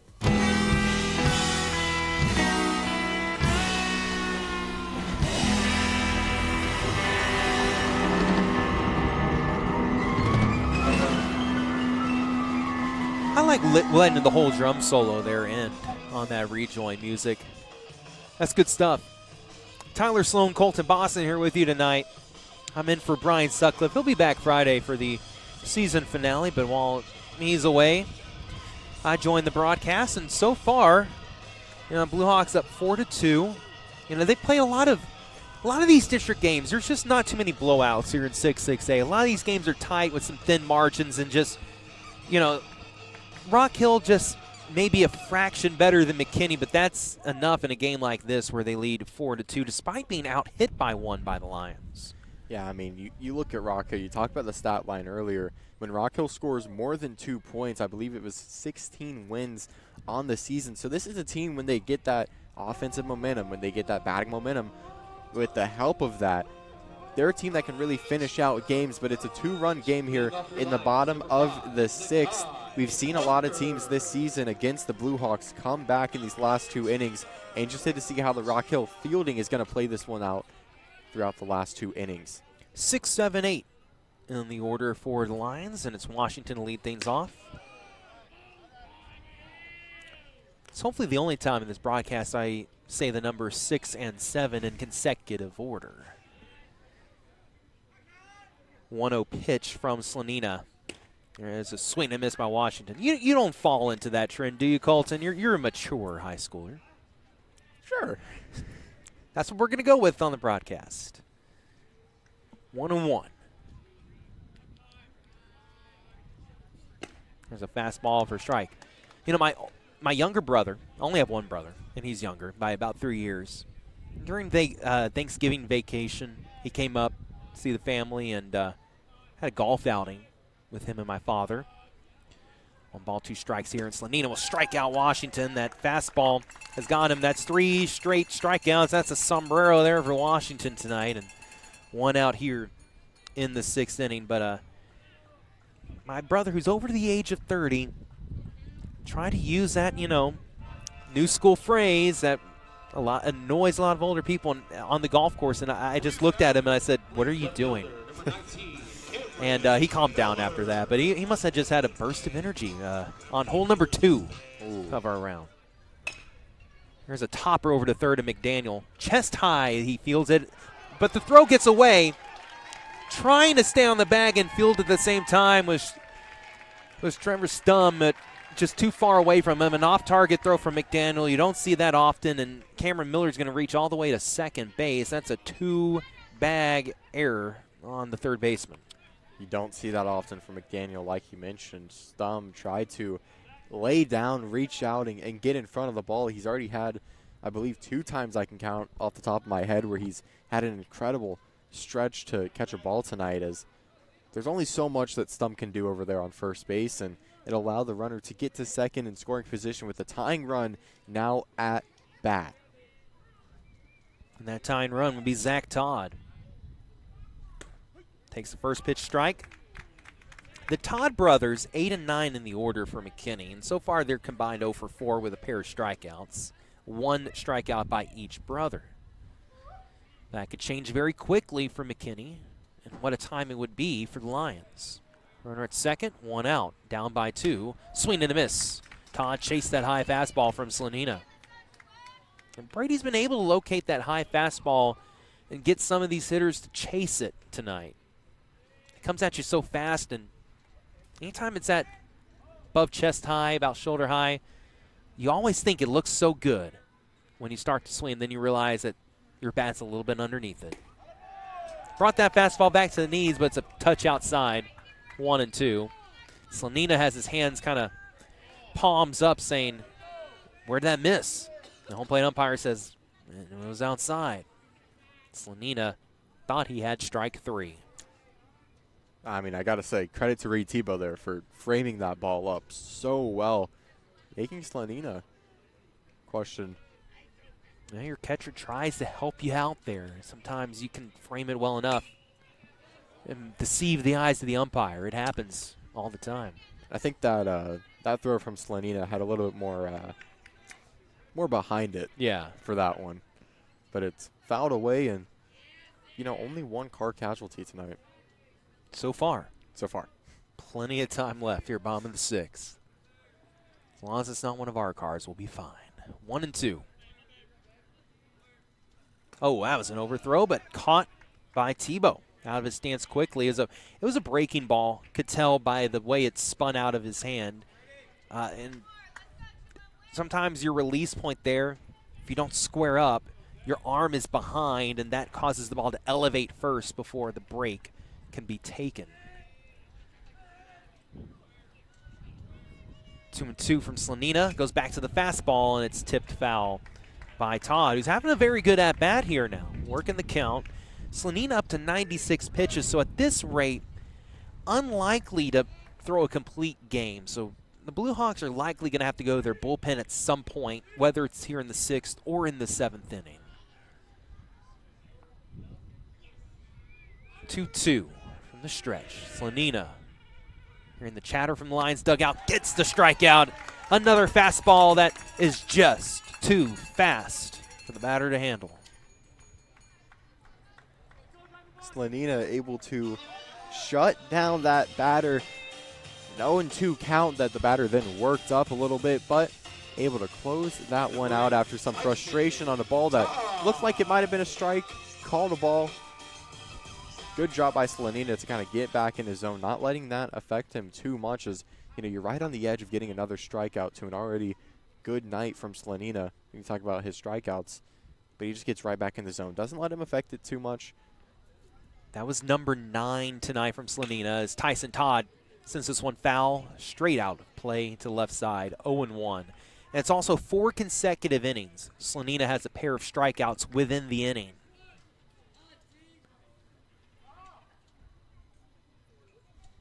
One more would give him double-digit strikeouts for the night, although I think he would rather, at this point on an 0-1 count, take a ground ball and preserve that pitch count heading into the 7th. Give himself a chance to throw a complete game. Swing and miss at the breaking ball.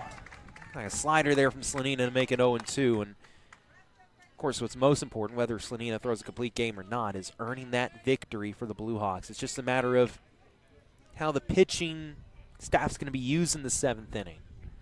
And Slanina 1 pitch away from having some leeway going into the 7th, perhaps, with that pitch count. 0-2, that's tip foul, and Tebow hit a part of his catcher gear, and he's going to kind of limp out of the box, just kind of take a little bit of a bruise there, unfortunately. That was kind of right off the top of the knee, right in the shin. And time is called as Coach Stan's going to check on his catcher, who's awfully tough and trying to just shake it off, but needs a second to just kind of mosey around and, shake off a little bit of pain that he's going to feel from that one. They have a lot of gear, catchers, but they can't protect every part of their body behind the home plate. Some of those foul balls will sneak past every once in a while, some of that protective gear. Still 0-2 the count with 2 outs. Slanina to finish off the inning here against Tyson Todd. Called strike 3. A laser from Slanina on the outside corner. And he strikes out 3 here in the 6th, and that is 10 strikeouts tonight for Brady Slanina. 1 inning to go. Rock Hill leading 4-2 here on the road in McKinney. We'll be back for the 7th inning here in just a moment. Attention North Texas ball players. Step up your game with the NTX Tribe Baseball Club. This is Blue Hawk Senior Ethan Kalanick. They offer elite baseball and softball training, top facilities, and a winning brotherhood for players of all ages. Join the NTX Tribe today and take your skills to the next level. Visit ntxtribebaseball.com. NTX Tribe Baseball, where champions are made.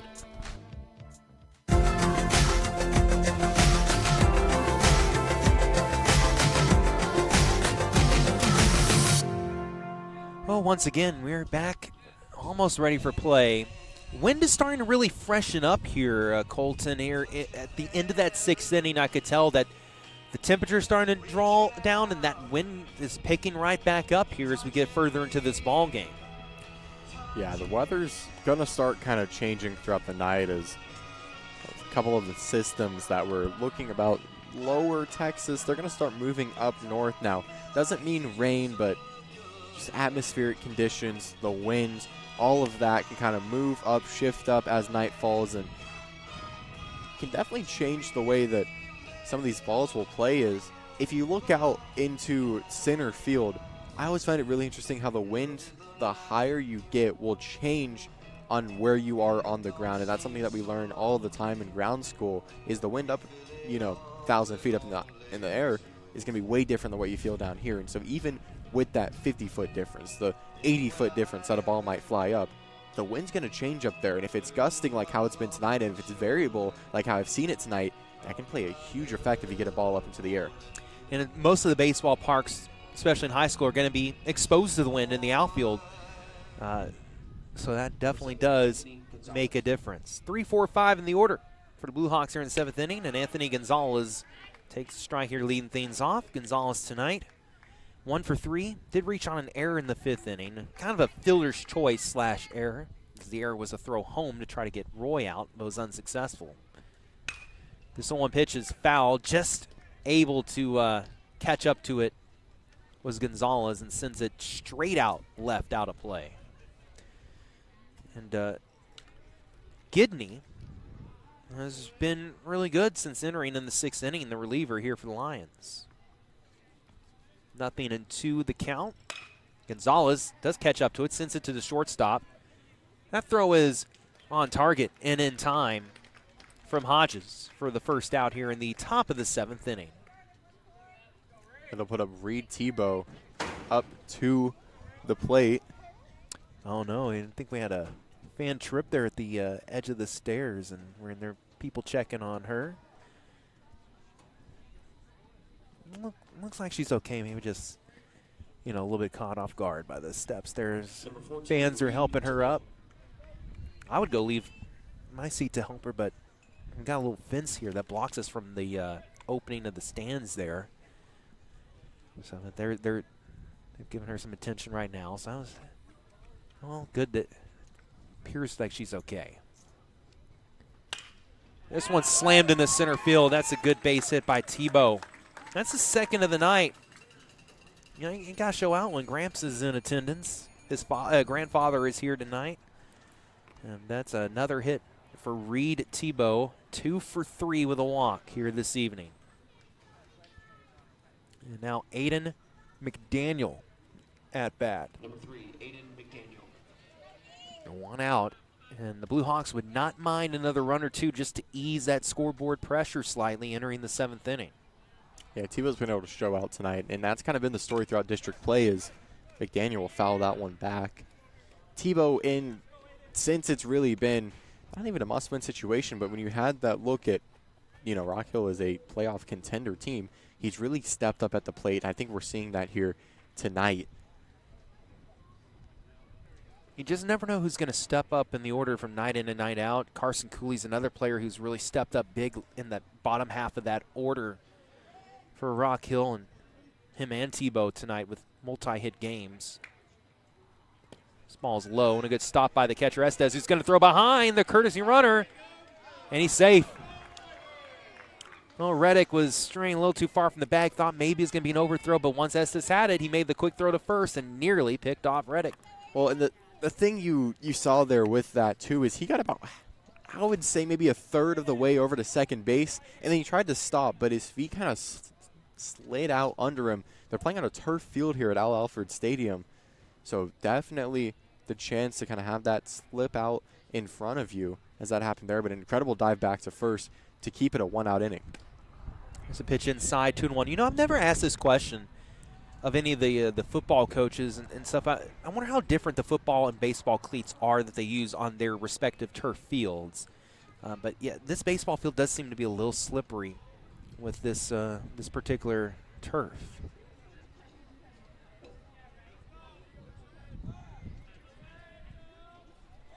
Two-one count to McDaniel. Runner on the move. Swing and miss from McDaniel. Reddick will take second, though, on a stolen base. His second of the game. The count. Uh-oh, they're going to send him back to first. As McDaniel. Catcher's interference. He's out. He must have had catcher's interference on the throwdown. So Aiden McDaniel, before getting 3 strikes, is called out here. So 2 outs and the runner, stolen base taken away from Reddick. Reddick does, though, from what I just saw, have some incredible speed, and he's adding to just the speed of this Rock Hill team overall. Is Guevara up to bat now with 2 outs. And that first pitch is low for ball 1.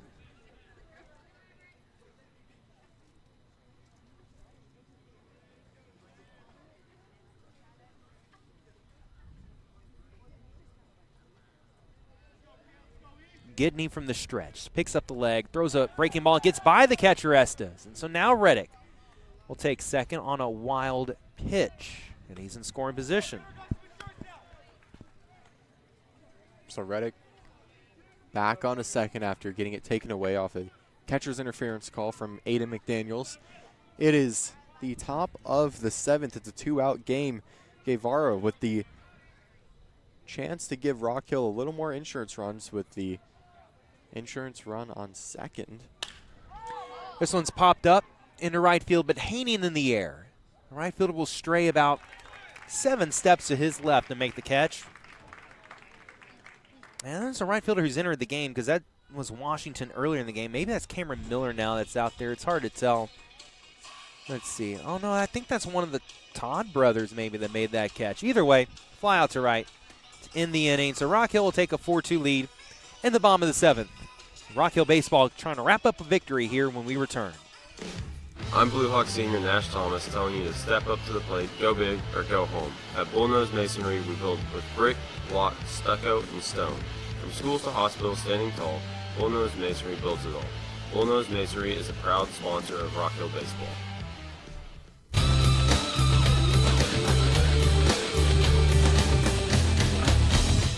Well, Brady Slanina is out there to warm up here to start the 7th inning. He is at 101 pitches. Your pitch count limit is 110 in high school baseball.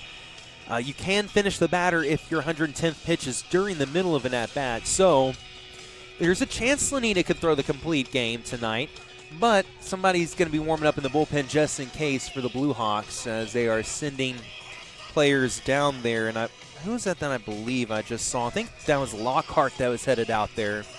Potentially. We'll see who ends up coming in for Rock Hill if Slanina cannot go the distance here tonight. But we'll find out in a moment. Yeah, I think Lockhart might have been out there to assist somebody in warming up, perhaps. Either way, 4-2 here. Rock Hill trying to preserve another district victory and win what would be 6 consecutive games. Just to give you a little bit of a game recap in about 30 seconds. The game started off with no runs for either team in the first. Top of the second, though, Rock Hill came out with a 2-run lead, and they wouldn't get a response until the bottom of the 4th when McKinney would bring it to a 2-1 game, which is also the score of the Dallas Stars Minnesota Wild game. And then Rock Hill, after the lead was cut in half, made it the biggest lead of the game, scoring 2, making it a 4-1 game for McKinney to respond again with another run in the following half of the inning. So it is a 4-2 game, and I believe 9 pitches for Brady Slanina. And there's a foul ball for strike one. It's the top of the order, and the Lions love that. It's Gidney, Hodges, and Ramos. They're going to put their best guys forward here in the seventh to try to score at least 2 runs and extend the game or perhaps win it here in the seventh inning. It's a fastball from Slanina for strike 2. A Rock Hill win could potentially, depending on the result between Princeton and Boyd, preserve their playoff chances heading into Friday.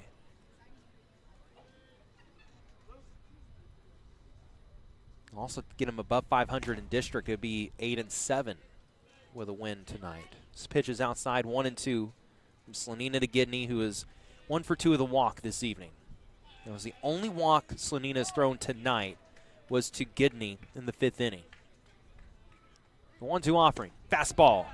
Oh, just a little bit, maybe a touch high, maybe a touch outside. It's 1-2. And Tebow needs to see the signs through again, so he's looking over to the coach's dugout and motions his hand to run through the signs again. And now Gidney, who'd been waiting in the box for a while, will call for time as everybody takes a quick breather. Yeah, from our angle, it's kind of hard to tell if it's outside where it is when there's a left-handed batter. Here's the pitch. Swing and a miss by Gidney. He kind of undercut it, tried to golf it. That was a nice location by Slanina inside. Strikeout number 11 for Brady Slanina. This is his highest strikeout game of the season for Brady Slanina. 11 in the game. Mowing him down. And now with 1 down, we'll bring up Hodges. Yeah, his previous high was just 8 against Prosper in that 5-4 win. The best win of the season for Rock Hill. And here's a pop-up. That'll help the pitch count out as there was it's 108th pitch. Fly out to Roy, and Slanina will have an opportunity to throw a complete game because that second out came so quickly. And I believe that was his. He'll have 3 pitches whenever he comes back. So if he can get a. He can have as many as he wants here against Eldrick Ramos because even if you hit 110, you don't get pulled right there. It's after the at-bat. So if this is a 10-pitch at-bat, Slanina will throw up to 10 pitches. That's down to Ramos to extend the game. And Slanina, actually that might have been his 107th pitch, so maybe I was one ahead there. Claps from the Rock Hill fans as they're trying to send their guys home. This pitch is high for ball 1. Remember, Ramos has that kind of narrow batting stance that then he gets out into a wider stance once Slanina starts his windup. We've seen him kind of be behind it throughout this game. I'm wondering if Slanina is going to maybe try and throw a little faster here on him. He does. Here's a slow roller to McDaniel. Charges it. Has it. In time for the out. That's your ball game. It took 109 pitches near the max for Brady Slanina on a career night with 11 strikeouts on the evening. Throws a complete game as the Rock Hill Blue Hawks defeat the McKinney Lions here 4-2 on the road in a really tightly contested game. Both teams, it appears, ended up with the same number of hits tonight. And Rock Hill, despite committing a couple of errors, do win this ball game, and they'll head back to Rock Hill High School on Friday night for the home and district finale for this Blue Hawks team, right back at it against the McKinney Lions. But what a tasty opener to this 2-game series tonight. Another tightly contested game that Rock Hill just was able to have just a little bit extra than McKinney tonight throughout the depth of their order to win this game. Yeah, I mean, you look at the consistency from Rock Hill tonight, just able to get base runners out there and make it a 4-2 game in a must-win situation. They've been able to kill off some super high-pressure situations in this game to keep their playoff hopes alive. As I believe they held off a runners on the corner situation with, I believe it was 1 or 2 outs early on in the game, but an incredible game by Brady Slanina. I mean, I don't think you can mention this game without mentioning his name. I mean, what was it, 11 strikeouts on the night from him? Yes. In fact, we'll take one final break and return with a little post-game show, and we'll give you the full stats for Brady Slanina here this evening when we return here at Rock Hill Baseball. I'm Blue Hawk Senior Nash Thomas telling you to step up to the plate, go big, or go home. At Bullnose Masonry, we build with brick, block, stucco, and stone. From schools to hospitals standing tall, Bullnose Masonry builds it all. Bullnose Masonry is a proud sponsor of Rock Hill Baseball.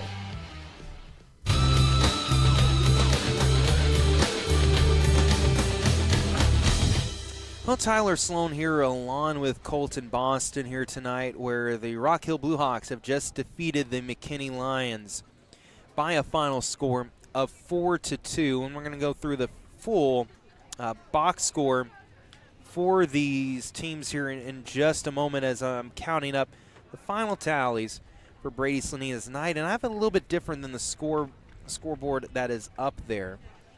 So we will just buy a moment to quickly get those stats. And Coach Stanton was over here earlier, Colton, asking the crowd if anybody knows what the score is between Princeton and Boyd. He's trying to figure out if his team is still alive in the playoff chase or not after tonight. Yeah, I mean, as a coach, there's only so much that you can do when you're in the situation that Rock Hill is in. You can only do what they've done so far since they've been in that situation, and it's just the nerves of wondering what's going to happen and what's going around. It kind of reminds me of, you know, a scene in Ted Lasso where it was, okay, what's the score in the other game to see, you know, what was going to happen with them. Mm-hmm. It's got to be such a nerve-wracking feeling as a player, as a coach, as a Rock Hill fan, to know that your playoff hopes for this team all relies on another series that you aren't in control in at all. I'll try to see if my Twitter perusing can determine a quick score, but while I'm doing that, let's go ahead and give you the full box score tonight for Brady Slanina, who earns a complete game win. 7 innings thrown. I have it down as 7 hits for McKinney, so 1 less than the scoreboard shows for them. 2 runs, I have them down as both earned. There was that pass ball allowed 1 to score, but it's really a pass ball and a walk that it was more of a stolen base than a pass ball, to be honest. I was a little unsure how to score, but I scored to the pass ball, but not sure if that affects it, makes it 1 earned run. I'll let the official stat keepers determine that. But right now, we'll say they're both earned runs. 1 walk for Slanina tonight, but 11 strikeouts, a season high. And I don't know what his career stats are from past seasons, but I'm going to guess that's a career high for Slanina. 11 strikeouts, a monstrous performance, especially the fact he only had 1 strikeout through 2 innings. In the final 5 innings, he had 10 strikeouts, averaging 2 per inning. Really incredible stuff. Yeah, I mean, it was just an all-out game from Brady Slanina. 1 pitch under the pitch count, 109 at the end of it from Brady, and just what a game from this Rock Hill team as a whole in a very high-stress situation with only 1 game left in the district play. And at least now they know, guaranteed, no matter what happens in their next game, they didn't fully lose out their last district series. And let's go through the batting order real quick for their final stats. A 2-for-3 night for Carson Roy, who was also hit by a pitch, had a double, scored in the 5th, also had a single tonight. A 1-for-3 day with a sacrifice for Ethan Kalanick. And then Anthony Gonzalez, he was 1-for-4, also scored in the 5th after reaching on an error. Reed Tebow tonight, 2-for-3, a pair of singles and a walk. Aiden McDaniel tonight was 0-for-3 with a walk. Elijah Guevara was 1-for-4, but he singled and scored in the 2nd inning. Trevor Stum was 0-for-2 with a walk and scored in the 2nd as well. Carson Cooley, you know, Slanina's going to be the player of the game based on that complete game, 11 strikeout performance. The Carson Cooley, a huge honorable mention, 2-for-3, a 2 RBI double in the 2nd, also singled in the 4th. He was 2-for-3 tonight. Really huge night for Carson Cooley. And then Morgan Singleton was 0-for-3 to round out the order. So that is how the final box score goes for the Blue Hawks. But, you know, they had hitting up and down their order, which that's been part of, I think, the issue in district is getting the bottom half to keep up with what the top half of the order had been doing at the box. But Carson Cooley has been huge here, at least tonight he was for Rock Hill. Came up with a couple of nice hits here this evening to really help balance out that batting order, and where the majority of the hits came from 1 through 5 in the order. But, you know, Cooley doing some good damage. Even Guevara, who the designated hitter tonight, he had a big single to get on base there in the 2nd inning. So you have 3 hits from the bottom 4 of your order. That was good stuff here tonight from Rock Hill. Yeah, I mean, we've seen the bottom half of the order really come alive, and I think that's been one of the big differences between Rock Hill before it was the must-win situation and Rock Hill after, is the bottom half really came to life, and I think that has been a huge deciding factor here late in the season. So once again, this game was a full 7 innings tonight, a 4-2 victory for Rock Hill over McKinney. Played in 2 hours and 11 minutes. And 8-7 now in district play are the Rock Hill Blue Hawks. We don't know the score of that game between McKinney, Boyd, and Princeton. If the Princeton, I believe they're the Panthers, yes, if I'm not mistaken. It's been a minute since I've called Princeton games. But if they did defeat Boyd tonight, then Rock Hill would still be alive going into Friday night's game at home against McKinney for a playoff spot. Either way, they'll try to finish above 500 in the district when they host McKinney in 2 days' time. And McKinney, they dropped to 5 and, let's see, if Rock Hill was 7-7, they played 14 games. That means, McKinney was 5-9 coming into tonight, so they're now 5-10 in the district. They're just going to try to get a nice victory to end their season on Friday as the Lions played Blue Hawks really tough tonight. Tip your cap to them. They played well, but Rock Hill just had a little bit extra here this evening. Colton, always a pleasure doing these broadcasts with you. Had a lot of fun watching all the drones come by, delivering to the houses during the game here just beyond Al Alford Field. And I know you won't be on the broadcast Friday either. Yeah. You're going out of town to watch some racing here this weekend. Looking forward to that. There's only one thing that I'd rather do than watch Blue Hawk baseball, and that might be racing. So sad to miss the last district game, but I'll be in Austin. It'll be a fun time. Enjoy yourself. That does sound like a whole lot of fun. Brian Sutcliffe will be back with you on Friday, but for now, again, 4-2 the final. Rock Hill the victors tonight over McKinney. I'm Tyler Sloan. He's Colton Boston, and that wraps things up here from McKinney, Texas. Hope that you have a pleasant evening, and tune back in Friday, 7:30 for the district finale, 7:20 pregame.